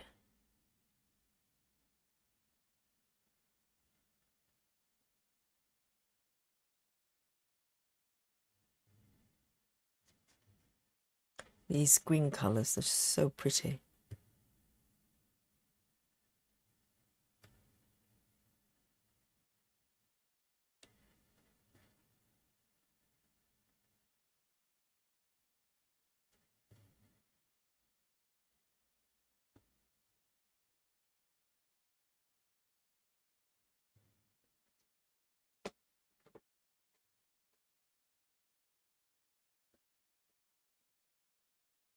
Two stitches here. And it's so weird because I had to work quite hard to work from 14 counts up to a point that I'm comfortable doing 25 counts. But having worked on 28 counts yesterday, 25 counts fabric just feels so, it feels so almost bulky. It's weird because the fabric I was working on was so light. You could literally see my fingers underneath, so slightly translucent.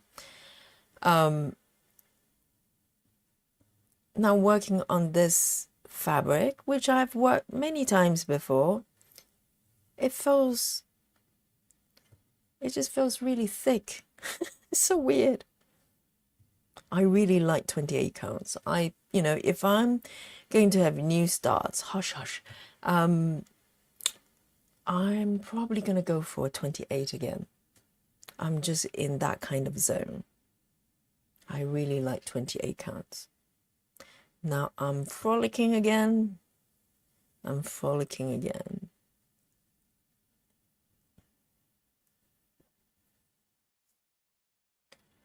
Joy says, why is having more patterns worse?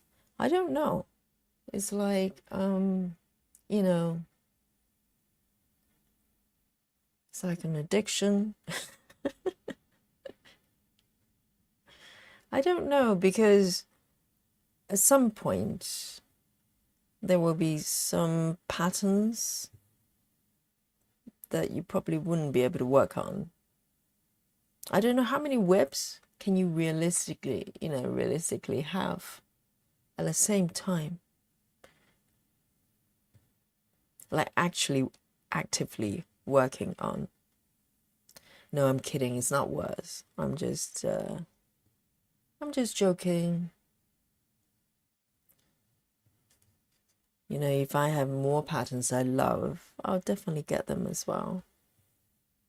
Maybe it's just the fact that I haven't really been doing full coverage for that long, because prior to that, as I said, I buy mostly kids, you know, and a lot of dimensions kids, and I only discovered full coverage this world during COVID. Maybe I say early part of 2021, somewhere there. I remember it was a little bit into the COVID situation, and prior to that, I had those 14 count cross stitching kits without knowing they're actually full coverage. I just knew they have a lot of stitches, and I was trying to stitch them the same way that I did with dimensions, and didn't go very far because I was overwhelmed by confetti and everything else. So that was when I started to look into, you know, how to stitch properly with those type of patterns, and that was when I realized the full coverage is a totally different genre, so to speak, because you just can't stitch the same way as you do samplers or, you know, smaller kids. And that's when the rabbit hole opened. So if you think about the time, it hasn't been that long. It's less than 4 years, maybe. Where are we? We're 25. So yeah, less than 4 years. So maybe I just haven't got enough time to accumulate them. I'm sure in time, I'm probably moving into 3 digits. You know, who knows?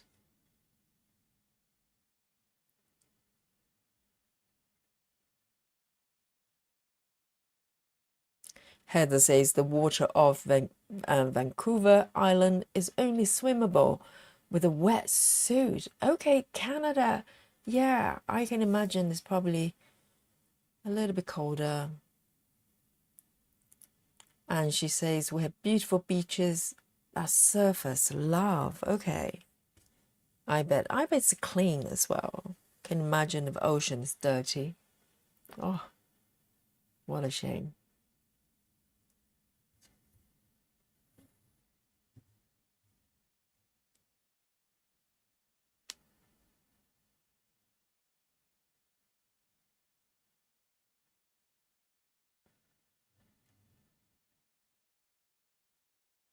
Hey, Gretty. Are you stitching with us? How are you today?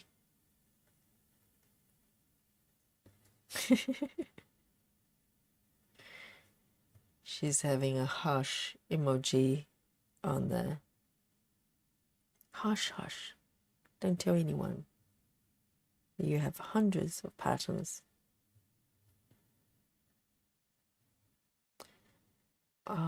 Let me see if I'm even stitching the right spot.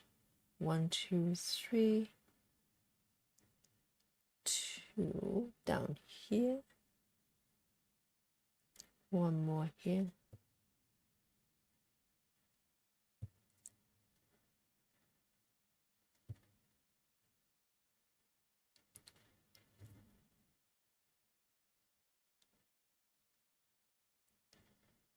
One more. 1, 2, 3.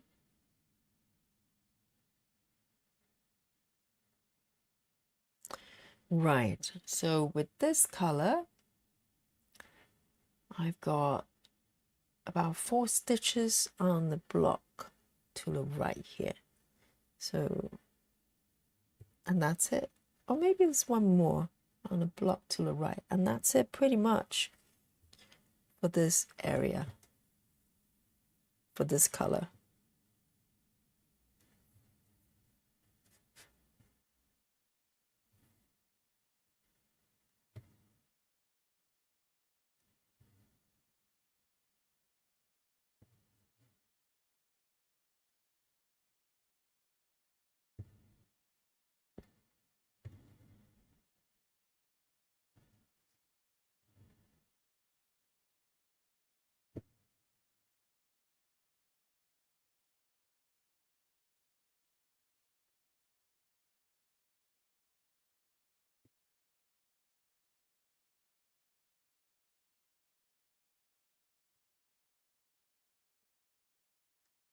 So if Nikki's working on Swiss shop, I bet she's pretty far with the piece. And Nikki, are you still working on the black color? Because she's what Nikki's doing is she's picking a top 3 colors with most stitch counts within the area of her Q-snap, and then just work on those 3, do color completion of the 3 colors. Very brave, very brave.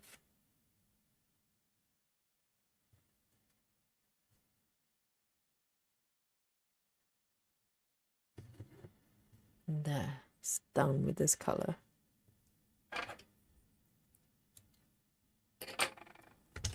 Oops, look at this. 779. 779. So I've got one already.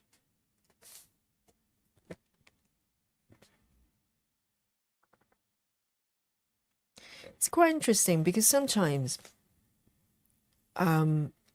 like today and yesterday as well, I've been working without parking, and that's kind of just where I want to be right now.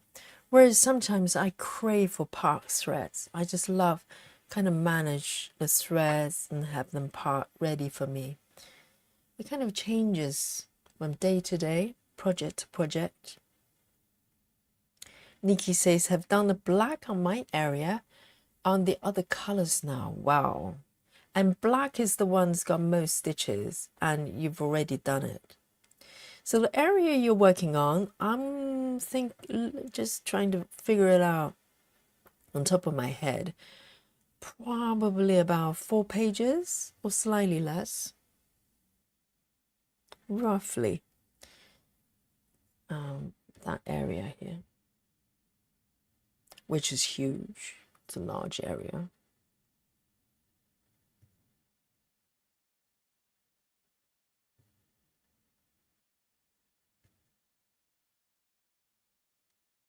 But at least you were starting with the dark color. Can you imagine if you start with white or cream? Oh man. And try to extreme cross country. Oh, I can't even think about that. I'm having trouble with pale colors just within one block.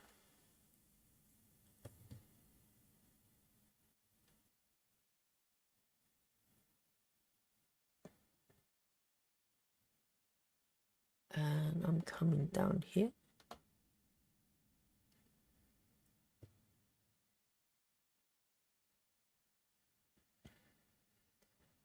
Loomy Stitch, hello. She says, you're enabling to start new projects. I just went into my stash of saga charts and will be starting another full coverage because after I did my mid-year web parade, I realized I can have a few more. Oh, we have potentials. We have potentials in us, for more webs. Just when you think you have enough, no. you can squeeze in at least a couple more, okay? That's how it works here. Absolutely. Because sometimes I look at my all the whips I've got, and I realize, oh yeah, it's not too bad. You know, I thought I had more than I thought I had, and I haven't done the count properly recently. But you know, there's always room. Human potential is amazing. Never underestimate yourself. Right, so I am going to end my thread here because it's getting quite short here.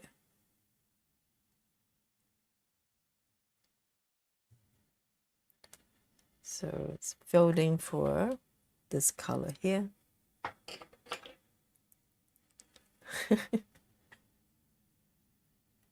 Oh my God. So Nikki says 6.5 pages in my area. So she's doing extreme cross country within the 6.5 page area, one color at a time from top. So once you work through the three colors, colors with most stitches, are you working your weight down? Is that your plan, or then you just randomly select whatever color you want to work with?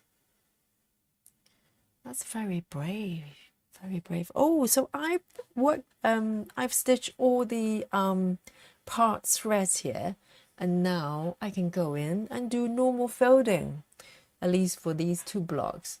992, and this color has got quite a few stitches here, so it would be fun. Just keep stitching. 992. And beautiful, beautiful green as well. 902 here. Look at that. It's a feast. Fully eyes.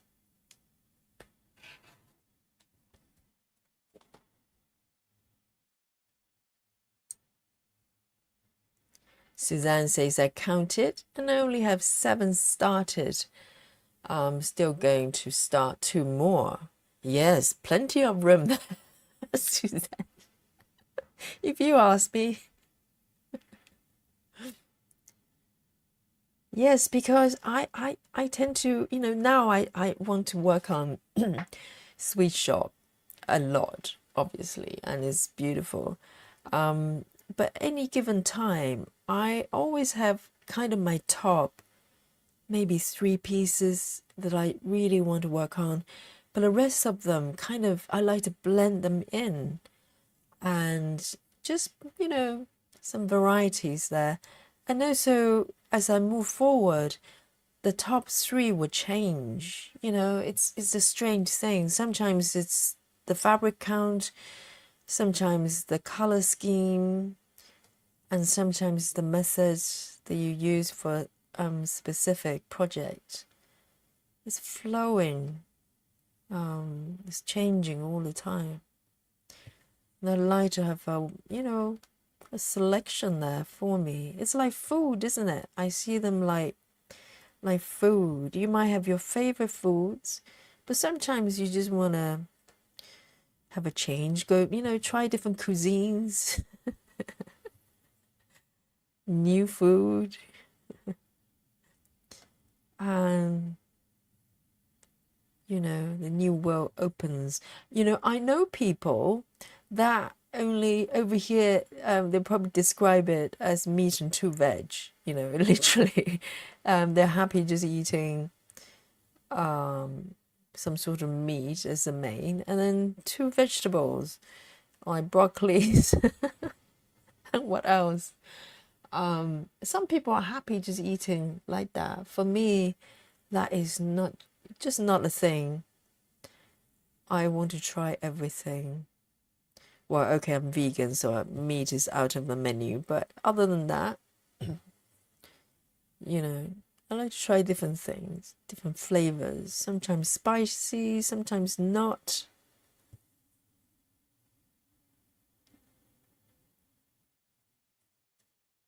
And stitching is like that for me.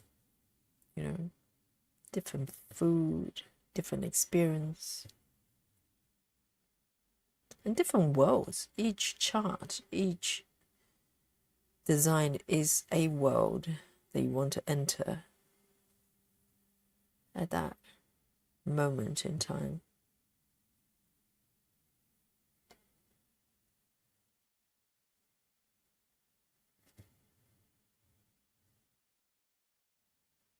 And today is this quilt room.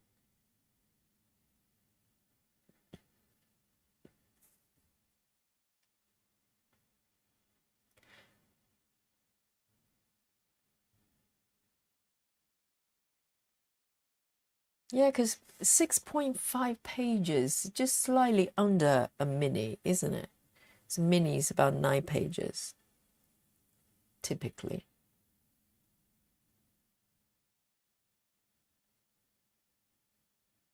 But that's Nikki for you.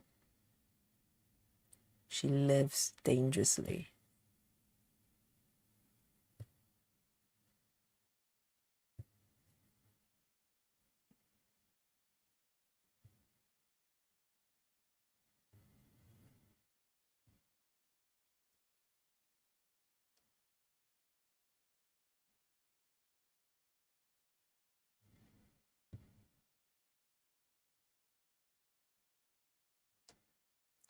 Oh, I see, Nikki. I know your plan. So your plan isn't to complete that area necessarily. You want to keep working on these 3 colors and move the fabric around your Q snap and move to a new area once you run out of these stitches, these colors. Oh, that's so brave. Are you not going to be so sick of those colors after a while? Just stop. No more black. No more red. Or whatever. I would.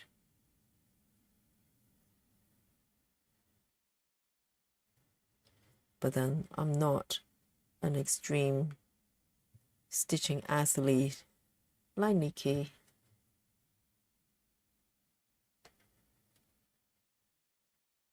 But that's a mental challenge, isn't it? As much as a stitching challenge.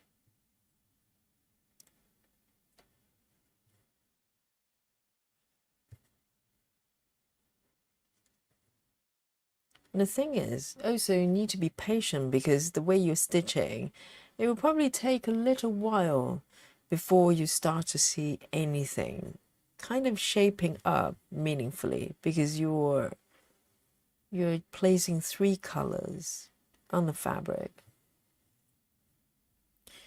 And it will take some time before you see anything. And that's another mental challenge, I think, for extreme stitching athletes like Nikki.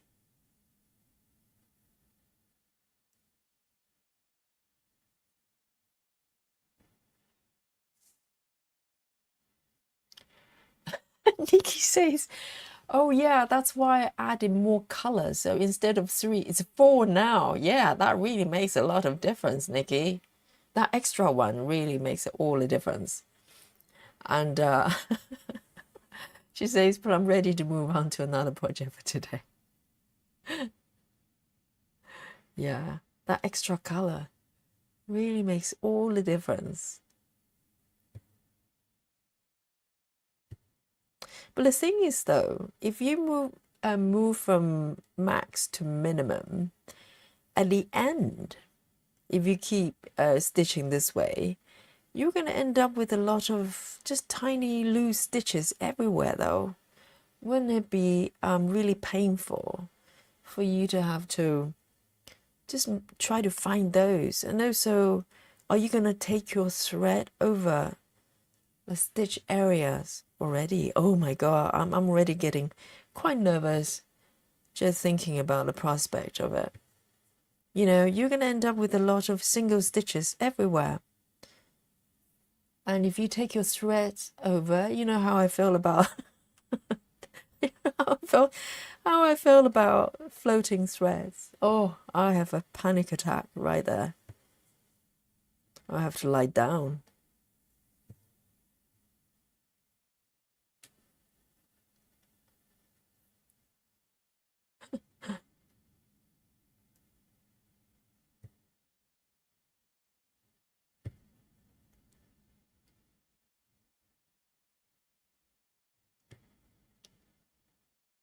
because I've actually tried going from with going. I think I did from minimum to maximum of an entire page on the craft room, which is a 14 count project that I do, that I work on page by page. And what happened was, because the pattern was imported from paper chart, the system did not, the app, markup RXP, it wasn't able to pick up all the stitches because of the, the nature of the printed chart. So even though I was trying to follow from minimum numbers of stitches per color to maximum, in theory, when I get to the last color, I should be flying, right? But instead, I realized that a whole bunch of stitches of various colors, they weren't getting picked up. So I ended up with a whole bunch of just loose stitches everywhere. Single stitches here and there throughout the entire page. And that process probably took me almost more time than stitching the page itself. I was losing my mind there, so I'm not going to do that again with printed chart.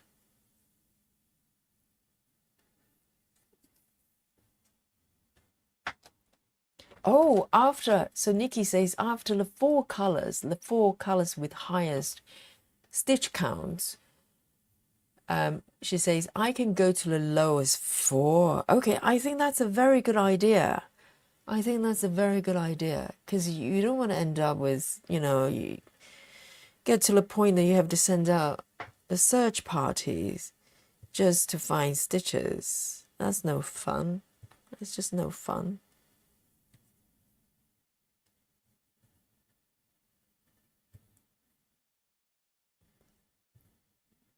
That is one stitching adventure there.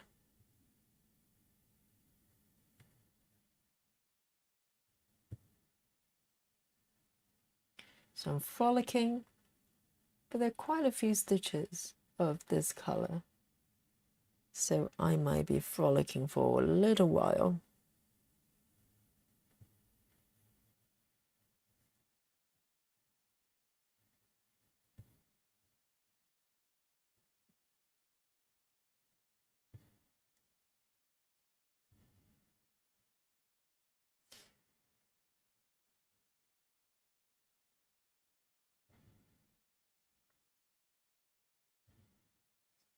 And luckily, Sweet Shop, the regular size does not have max colors. Otherwise, there'll be tons and tons of those, random colors everywhere. Just few stitches here, few stitches there. With the little cake shop, their colors literally is a regular piece. It's quite large.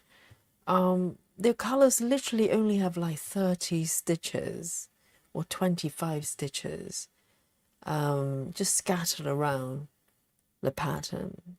It's quite mad. There's literally just one single stitch here in a page, and then maybe another one in another page. It's all random. And I wonder when Heaven and Earth, when they create their charts, whether they actually look into these elements or they just leave it to fate, And it's hard to imagine those little tiny dots of subtle color changes is going to make for the piece itself in its entirety. It's hard to imagine, but it's a challenge full of stitches. I think at some point, if you do Heaven and Earth designs, you probably want to give the max colors a go. It's just something that you want to do, I think. Or maybe not. I don't know. And I've heard people literally switching from max colors, and they just had enough with the confettis and just switch to the regular chart and just keep going. That can be done too. So this will be the last color of this thread. It's running short.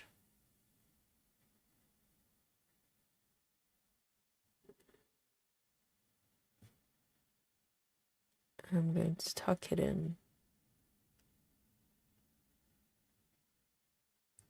Yes, Nikki, you can change your mind anytime. Definitely. But I think going for the minimum first after the 3 is probably a good idea. And it's a different kind of challenge, right? Because then you have to find those tiny stitches, loose stitches everywhere on the entire piece. Oh, yes. You can get a GPS device out. Let me take a sip of my coffee here.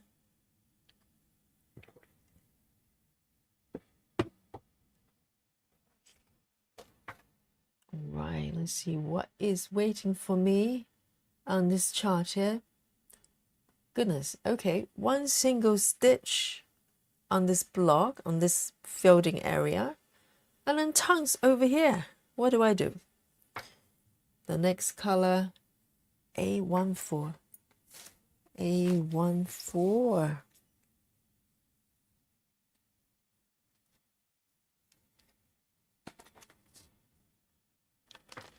It's a beautiful color though. So I'm looking forward to it. This deep, deep wine, full body wine color.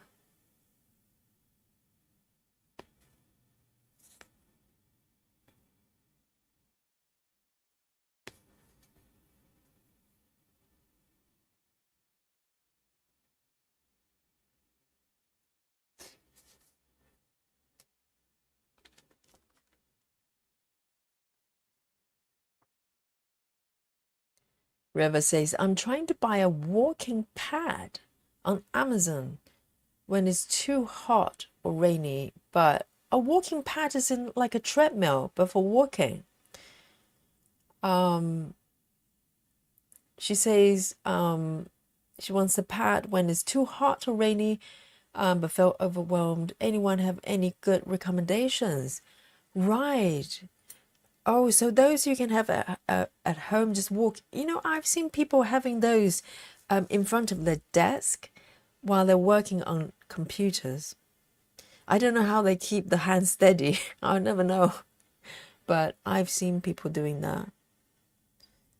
And it's a great way to incorporate a bit of walking. Well, you don't have to do it in front of your computer while you're working, but some people do that. So this one, so what I'm going to do is, in order to come down to this way, let me see, maybe it's not too bad. Because the next stitch is over there, across the stitch area. So I'm going to do 1 single stitch here, just on its own, end the thread. But once I end the thread, am I allowed to frolic then? Joyce, I need your guidance. What are the rules? So if I decide to end my thread here, because I don't want to take the thread across the stitch area, once I end the thread, am I allowed to go over here and frolic? Oh my God, I'm just breaking this message all over the place. I've already broken the typewriter, and I'm breaking the filled and frolic method as well. I'm just a destroyer of all stitching methods. I shouldn't be allowed. Yeah, because the next one is over here. Is in the frolicking area. Can I do this? Am I going to be arrested? Let me know. I'm going to do it anyway. And if I'm told off by Joyce, then I won't do it again. So there's 1 stitch here and quite a few in a block below. So in theory, if I didn't mind taking the thread across the stitch area, then I just jump over here, but I can't do that. My body does not allow me to do that. Every single cell of my body is resisting. Floating threads, no. Floating thread is like, I wanted to say, floating thread is like bad breath. Avoid it at all costs. But that sounds a little bit wrong, so I won't say it.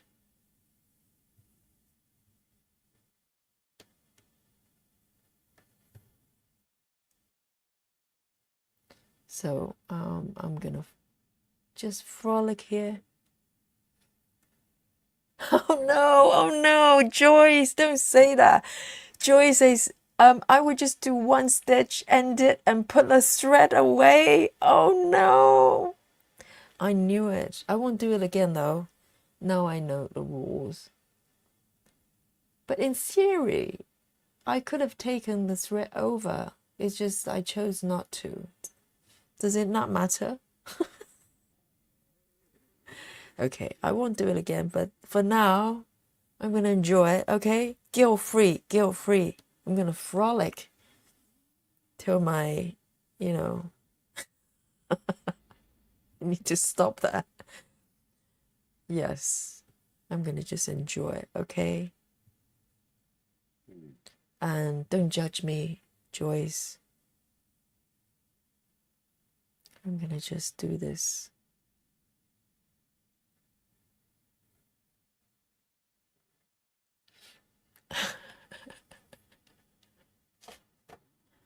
Suzanne says, I rewatched Stitching Mummy's video today, and she said you can stop and start over again. Oh, but that's typewriting, right?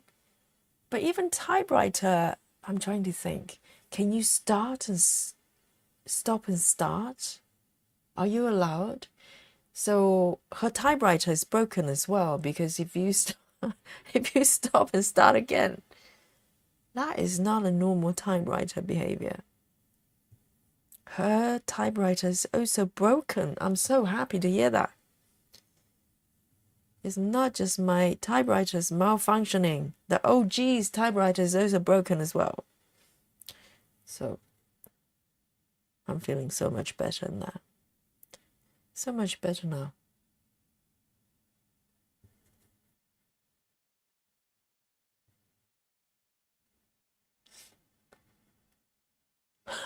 Cheryl's got emojis illustrating. Just in case you don't know what stopping and starting looks like, just look to the emojis.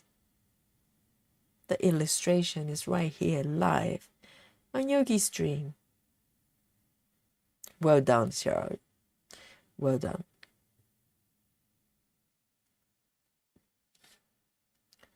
Susan says, if you hear your door being kicked in, the Mesa police have arrived. No! Can you imagine I'm just being arrested by Mesa police live here on the stream?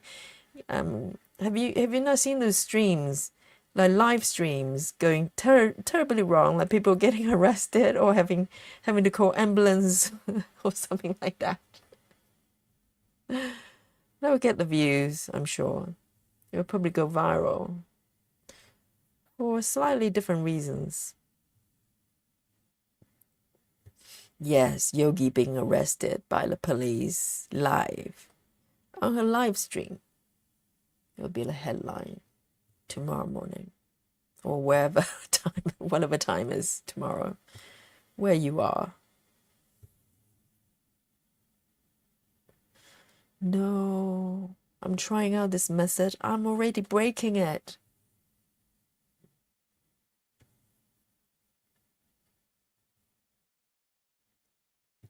And I can't remember who came up with this. So Joyce probably knows. Joyce knows everything.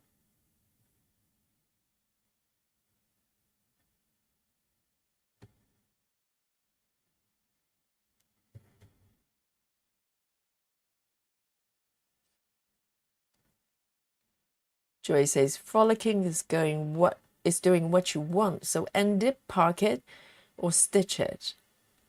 Ah, burn it, eat it, whatever. Joyce, that's a bit too much freedom there. You want to burn it? And talking about that, the burned typewriter that you sent me, it hurt my feelings. I think my typewriter may be broken, but it's not toast, okay? It's still working. And so frolicking means you can do anything you want. Yeah, but from folding to frolicking, you're not supposed to end your thread, because then you're just going cross country, like with no care in the world. That is a slightly different kind of operation, which may be fun, but should it be done? That's a question. I'll turn to the method police for guidance. Any police here ready for the arrest? Let me know.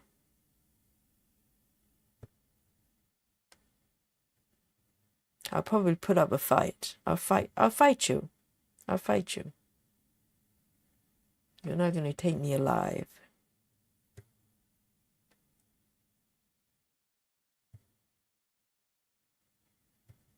So quite a few stitches here. So I'm feeling very naughty, having ended the thread.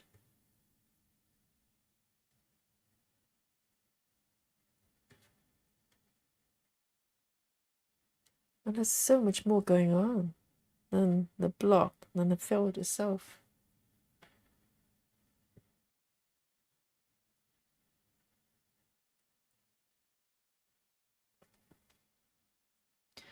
Suzanne says she referring to Stitching Mummy.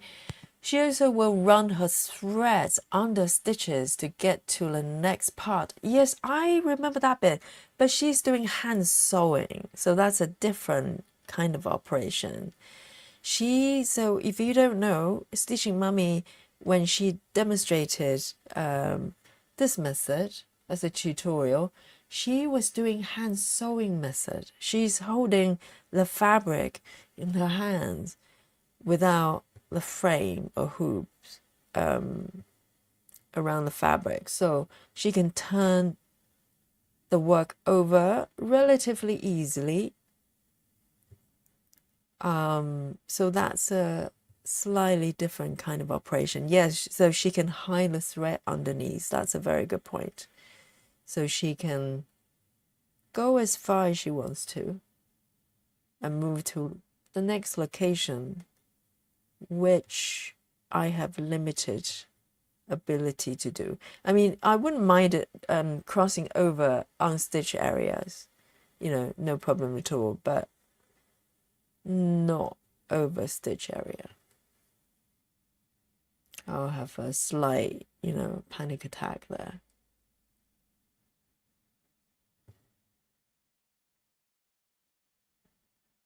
So I'm floating up from here. This is mad. It reminds me of yesterday when I was just wandering everywhere. Such a strange experience. 3.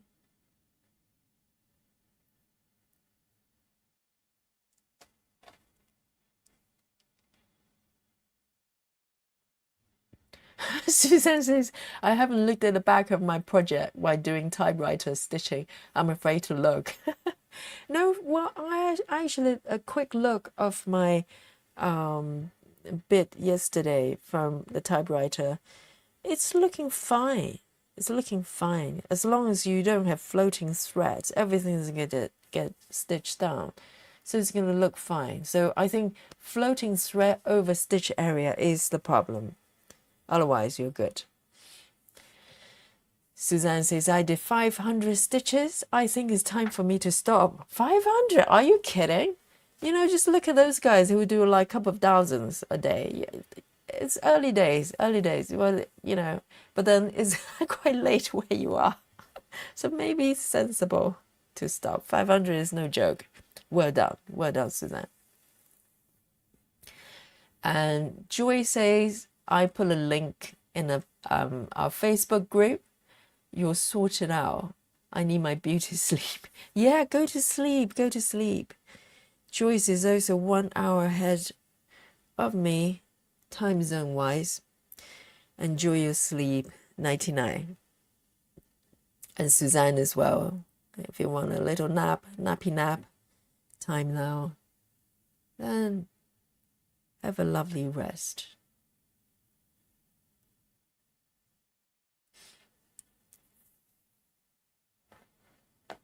Grace says, don't ask me, as I'm just a follower learning from you all. We're learning from each other. Everybody has something to share. And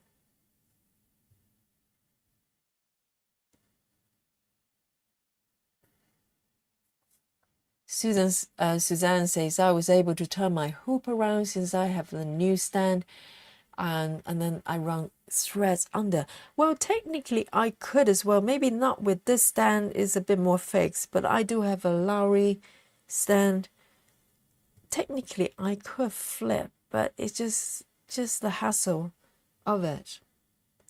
And all the thread ending methods is so we can stitch without having to turn the work around. So, because otherwise, when I was doing sort of dimension kits, I was taught, well, by the instruction, to turn my work around and tuck my thread through under the stitch area. So I was doing that up to this point,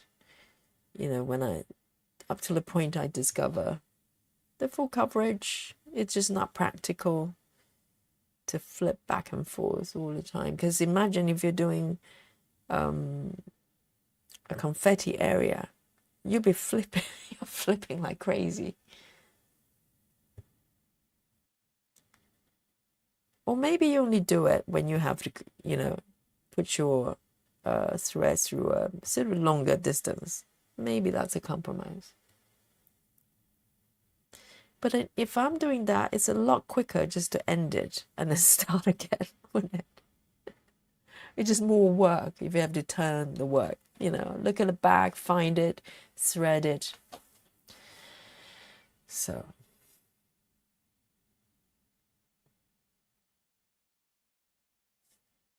Oh, Suzanne clarifies 500 on my project tonight. I did other stitching earlier, of course.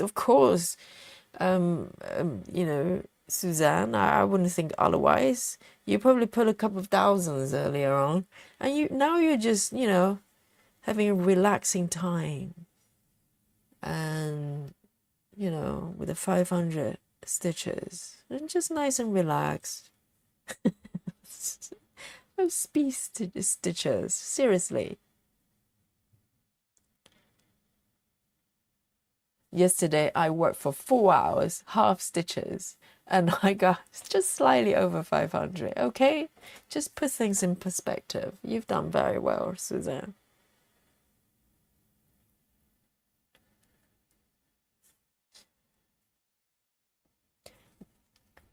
Nikki, she says, how many projects do you work on in a day? Because you use your Lowry stand also.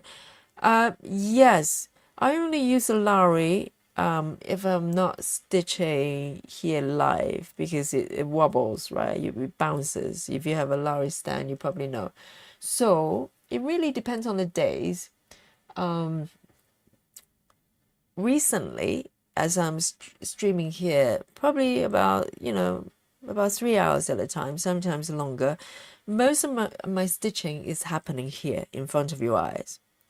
But there are days, sometimes if I have a rest day, when I'm not working during the day or run around, I will grab maybe a project that's different from the one I'm going to work on, during live stream. Just a little bit of a reset, contrast. So when I come to stitch with you, it feels fresh and different. But it doesn't happen that often recently, to be honest. I think earlier on, I sneaked a few stitches on the sweet shop.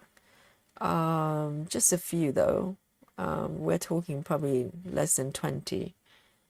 And because I really wanted to work on it, wanted to touch it. But otherwise, you know, the bulk of my stitching is happening in front of you, with you. So, but prior to that, prior to my streaming days, yeah, it could be 2, sometimes 1 or 2, and more if I feel like, oh, you know, I put a few stitches into something, not feeling it, I switch to something else. So there's no fixed numbers. But there's one thing in common. Whichever project I'm working on is the slow stitching, okay? That doesn't change. Whichever project I'm switching to, I'm going at the same speed, pretty much.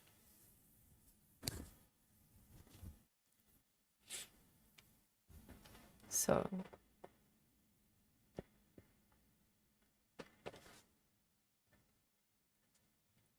oh, Suzanne says, I've been staying up way too late and I spend half the day half asleep.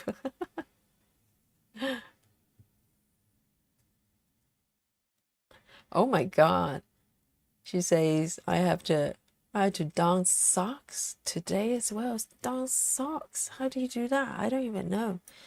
But then Suzanne is a weaving teacher, so she does all sorts of things with fabric that I don't understand. Right here. So these two belong to the block next door. I'm going to just leave them here for now and come back to the folding area. And I think I can probably go for maybe a couple of colors. Here's one that's literally 1 stitch, so I'm gonna get it out of the way. 371, 371. Need a new thread.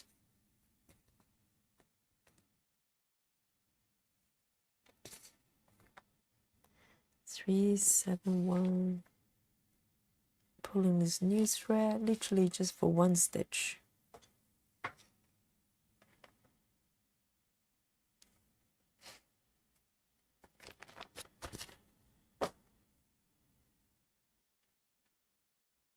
Sarah says, I like to only do 1 project a day. Yeah, that's good. So you can focus on it. But do you ever pick up a piece that you think you'll be interested in working on and realize you're just not feeling it? Because sometimes it feels like that. If you pick up one that's not really right for the day, you get distracted quite a lot. I get that sometimes. And then I know this is probably the wrong one that I should be working on. And I just look around my webs and go, oh, maybe I'll try this one. So that happens too. I go by feelings. I'm a web whisperer. I talk to them and they talk to me. And sometimes we don't want to talk to each other. And that's okay too, you know?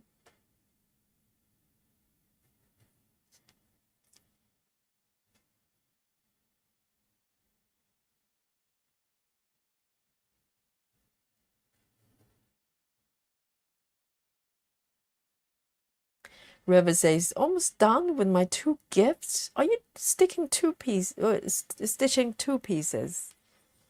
And then I can start stitching in the usual way, working on whatever I want.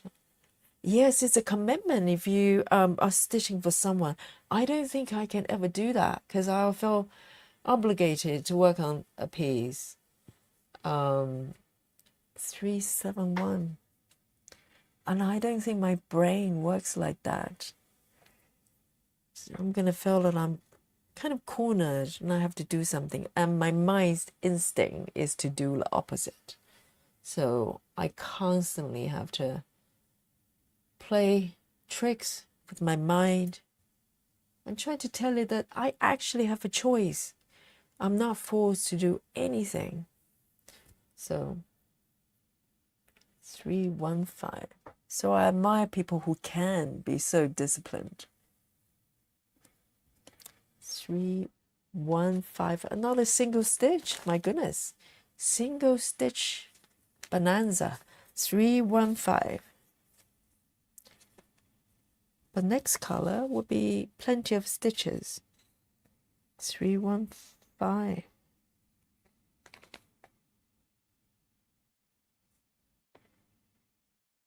Just one stitch here in the surrounding area. Nikki says, I like to switch between half cross project to full cross. Yes, there's another variety I really enjoy since this year, since I started the half 10 stitch adventure. Because prior to this year, to be honest, I didn't particularly, I wasn't interested. I was just thinking, well, it's cross stitching. If you're not doing the full cross, what are you doing? And it turned out that I'm doing half stitches, and I love it. I love it. Yes, I like the variation. Like yesterday, I did 10 stitches, and today, working full cross, it feels really fresh. It feels really fresh. So one stitch here.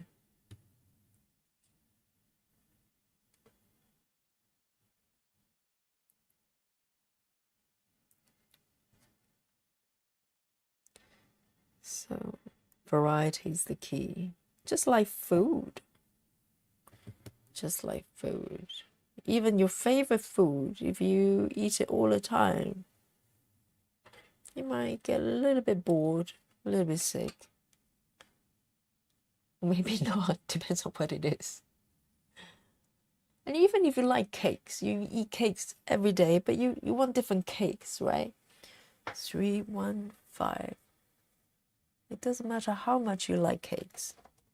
You still want different variety of cakes. Oh, next one, I've got plenty of stitches here. Yay. I can frolic too.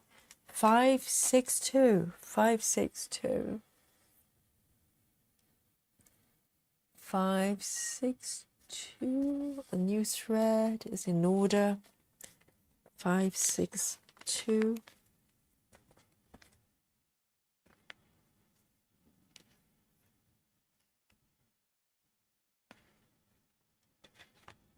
Beautiful green, and I'm going to make it my last color today.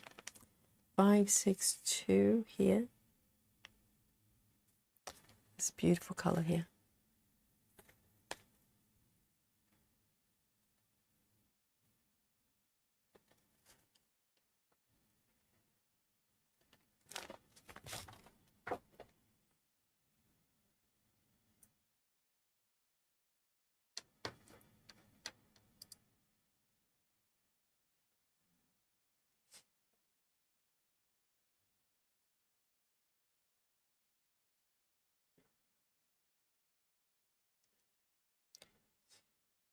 I think these two blocks, the top blocks, it's not that far after this color. The top block is probably pretty much filled up.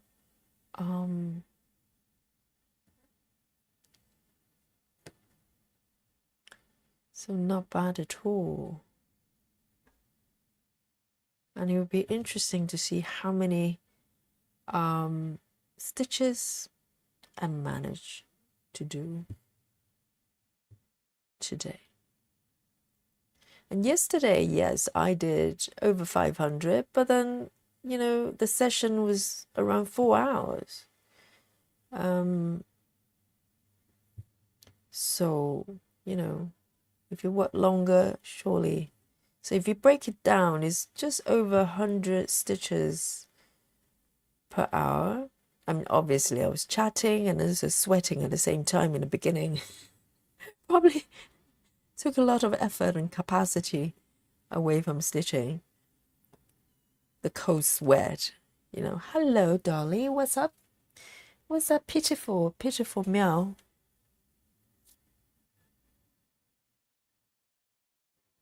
You okay, babe?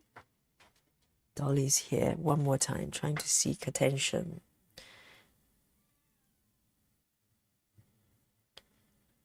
And so today, it'll be interesting to see which method, well, it's sort of fastest, but it's within the balance of, you know, whether you enjoy the process. You know, there's no point stitching really fast if you don't enjoy the method. And for me, that's the key. But I do enjoy typewriter, the broken typewriter that I'm doing. So far, so good, and it's relatively fast for me. But then again, I'm doing half stitches on that piece, so that has to be taken into account.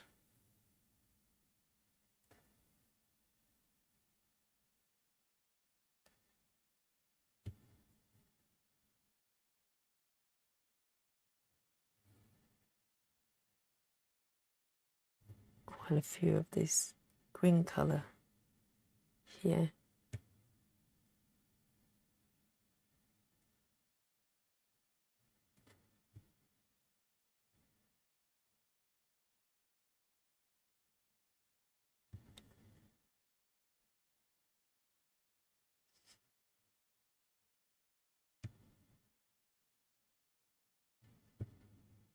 Just so strange, just stitching on 25 counts. The fabric just feels so much thicker, which it is. It is thicker, but I never noticed that before until I stitch on 28.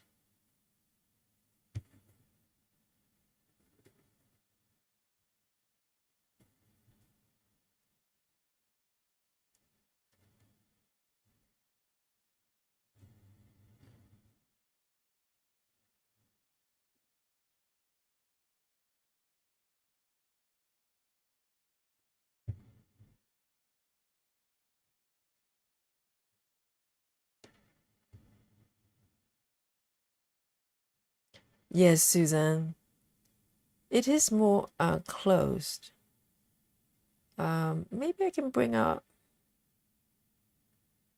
the 28, just have a quick comparison. Definitely, because the opening on the four corners of each stitch area is so much more open. Let me just see if I can bring up my 28 count fabric here. Right, just for the comparison, right? So really, from 25 to 28, only 2 more stitches is different. So look at this. Let me zoom out just a tiny bit, but I want you to be able to see how open these little spaces around the stitches are. And you can literally see through my fingers down here. You can see my fingers moving. And then with the 25 count is so much bulkier. My hand's moving down here, but you can barely see it. And the strands, the threads are so much thicker in comparison. But they're only 2 stitches different. I don't know whether it's the fabric, but they're both from DMC, 100% sort of cotton. But it just feels so much lighter, and it's really nice to work with, and particularly when you have kind of, you know, quite, you know, 2 strands on top. But the coverage is so good as well. You don't see the gaps anywhere. Yes, the threads are thinner. So that's interesting though, because really within the same space, there's squeezing in 2 extra stitches, but it actually creates a lot more space because the threads are thinner. I wonder what it's like with 32. Now I'm really curious. I'm really curious. Yes, the threads are thinner on 28 counts. So does that mean thinner on 32? So Nikki is working on a lot of 32 counts. And in a way, 28 counts is actually easier to stitch. I think, I never thought I'd say that. Easier for the eyes to identify the stitching area, and also, when I'm putting needle through sort of boxed in stitches. I mean, it's not too bad with 25. It's totally manageable. But with 28, it's going through so smoothly. Like butter. It's like what stitching butter's like. I don't have the butter needles just yet. But 28 counts, even with 2 threads, it feels like 2 strands, it feels like stitching butter. So if you never tried 28, you're stitching, you're already quite used to 25. You manage. You'll be perfectly fine, I think. It might be even slightly easier. That's the weird thing.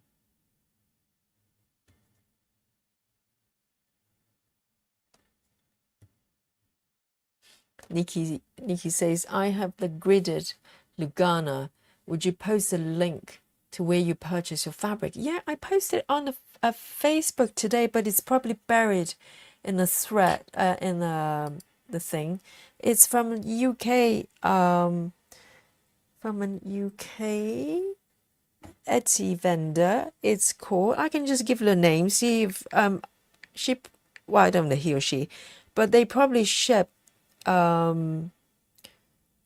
across the country as well, because it's quite a well-known vendor over here.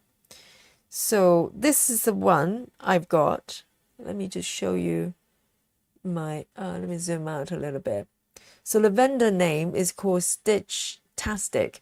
I believe they probably sell their fabric over Amazon as well, because the person who was in the who's in the UK asked me for the link, and she says she has purchased from them via Amazon and eBay, so they probably sell them everywhere. And this is the one I've got, 28 count cotton even weave.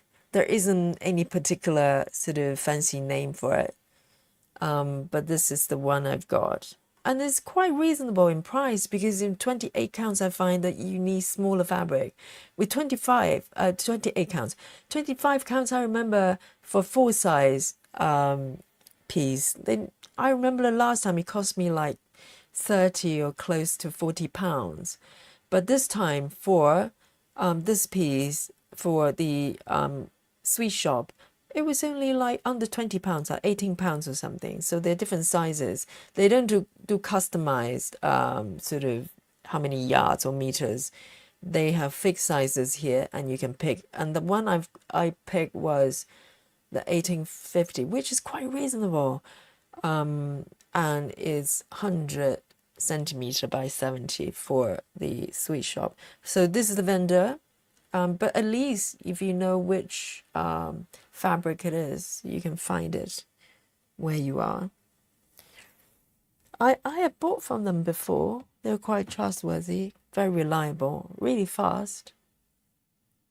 So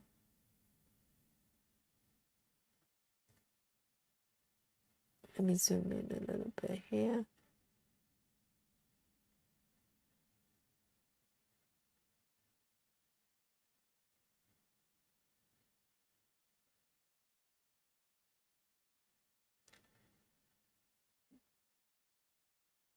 Oh yeah, Nikki, you're using the gridded ones, aren't you? But the gridded fabric, even of 25 counts, they tend to be a little bit more stiff. Probably just it's more starched, so there's more volume to it, which is nice as well. But I decided to get the blank ones, the plain ones, just as a challenge. And also, the gridded ones, I always get confused with the border as well, because they're literally on top of the stitching area, like on top of a roll. So just to free myself from that confusion. I actually quite like plain fabric. But I think if you're doing extreme cross country, it's a very good idea to get a gridded fabric. Seriously. Safety first, Nikki. Safety first. Stitch safely. Or you need a Google map to find your way back.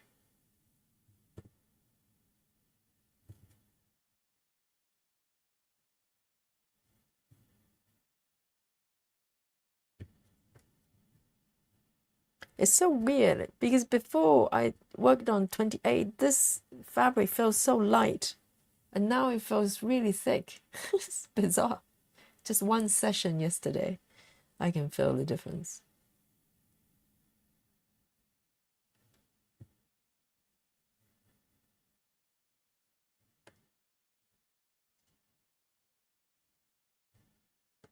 Quite a few stitches over here as I'm frolicking.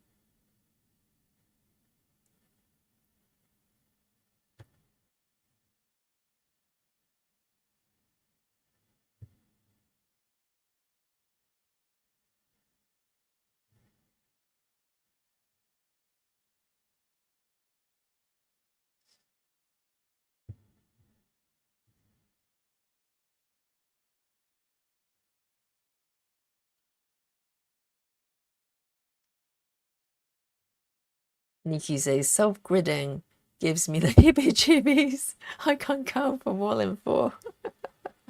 Well, same here as well. But it's just that sometimes I find, even though in the beginning, when I transitioned to 25 counts, the gridding part really helped because it's just reassuring. You know, you're probably, you're not going to mess up too much. But I think it's to do with the stitching method. I don't do extreme cross country. If I do, I probably get a gridded fabric as well.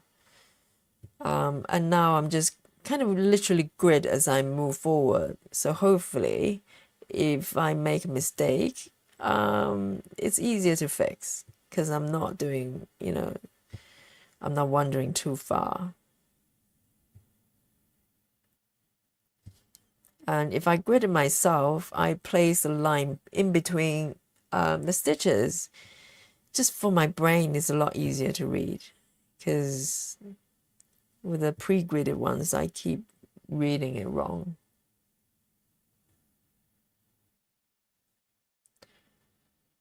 One, two, three. Let's see, where are we here? One stitch here, 2 on top.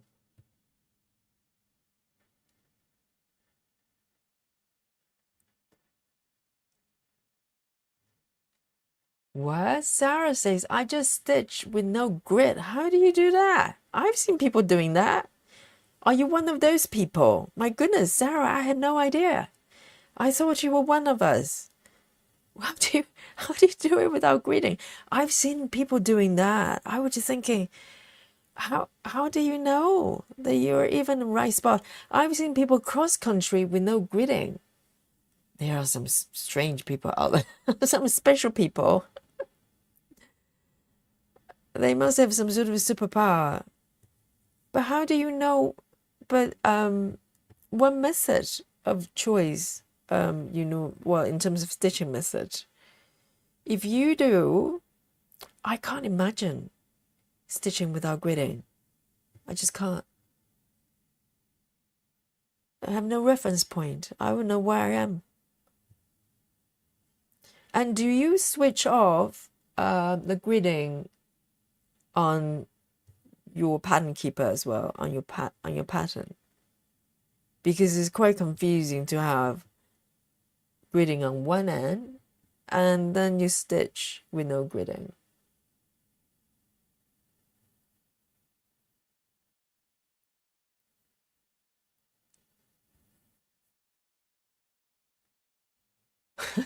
Nikki, I know.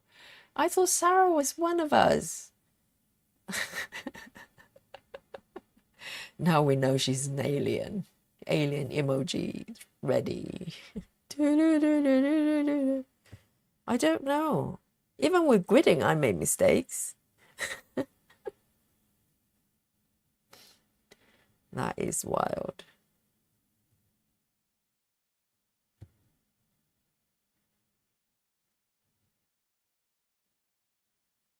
This alien, yes. We have emojis for all occasions. Betty also says, I don't grid. What, Betty? I think we need a special room for these people. They need to be kept inside so we're safe from them. You know, no gridding. What is the deal with that? So what do you use as a reference for anything? Oh, I can't even think about that. It's like standing on a cliff. You know, you could fall anytime.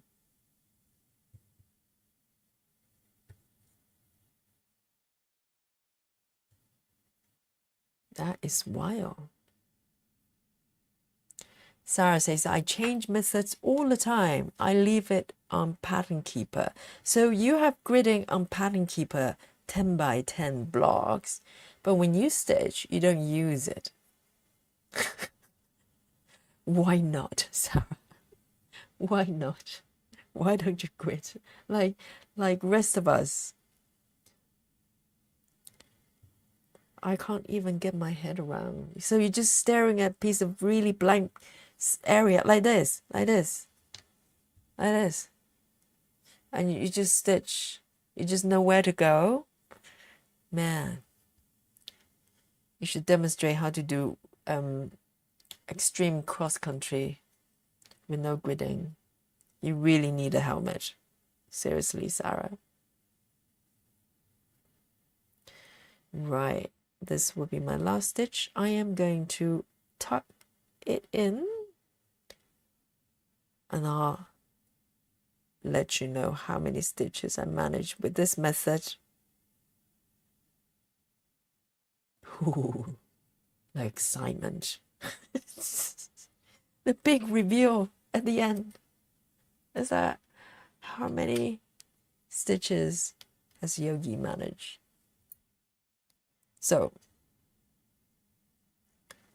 let's have a look. So today I venture into a new message, different day, different message. So this is called Filled and Frolic, as it says on the tin.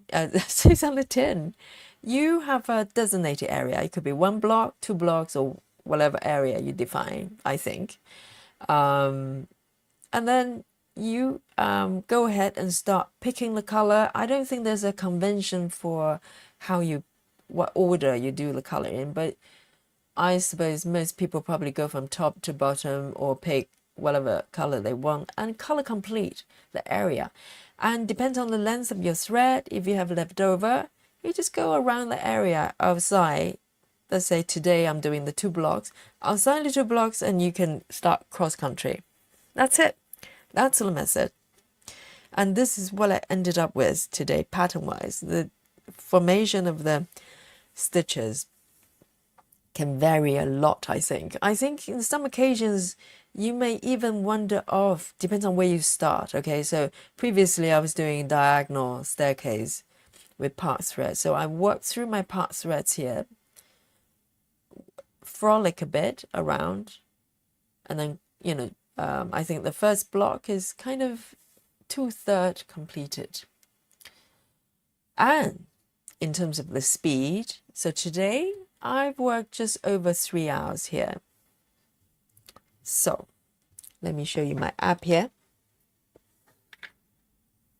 I enjoy it so far. I keep forgetting that I'm folding because I'm frolicking so much with the pattern. I think it probably varies quite a lot. Depends on the patterns that you're working on. So today I'm here, okay, and just to show you where I am in terms of progress.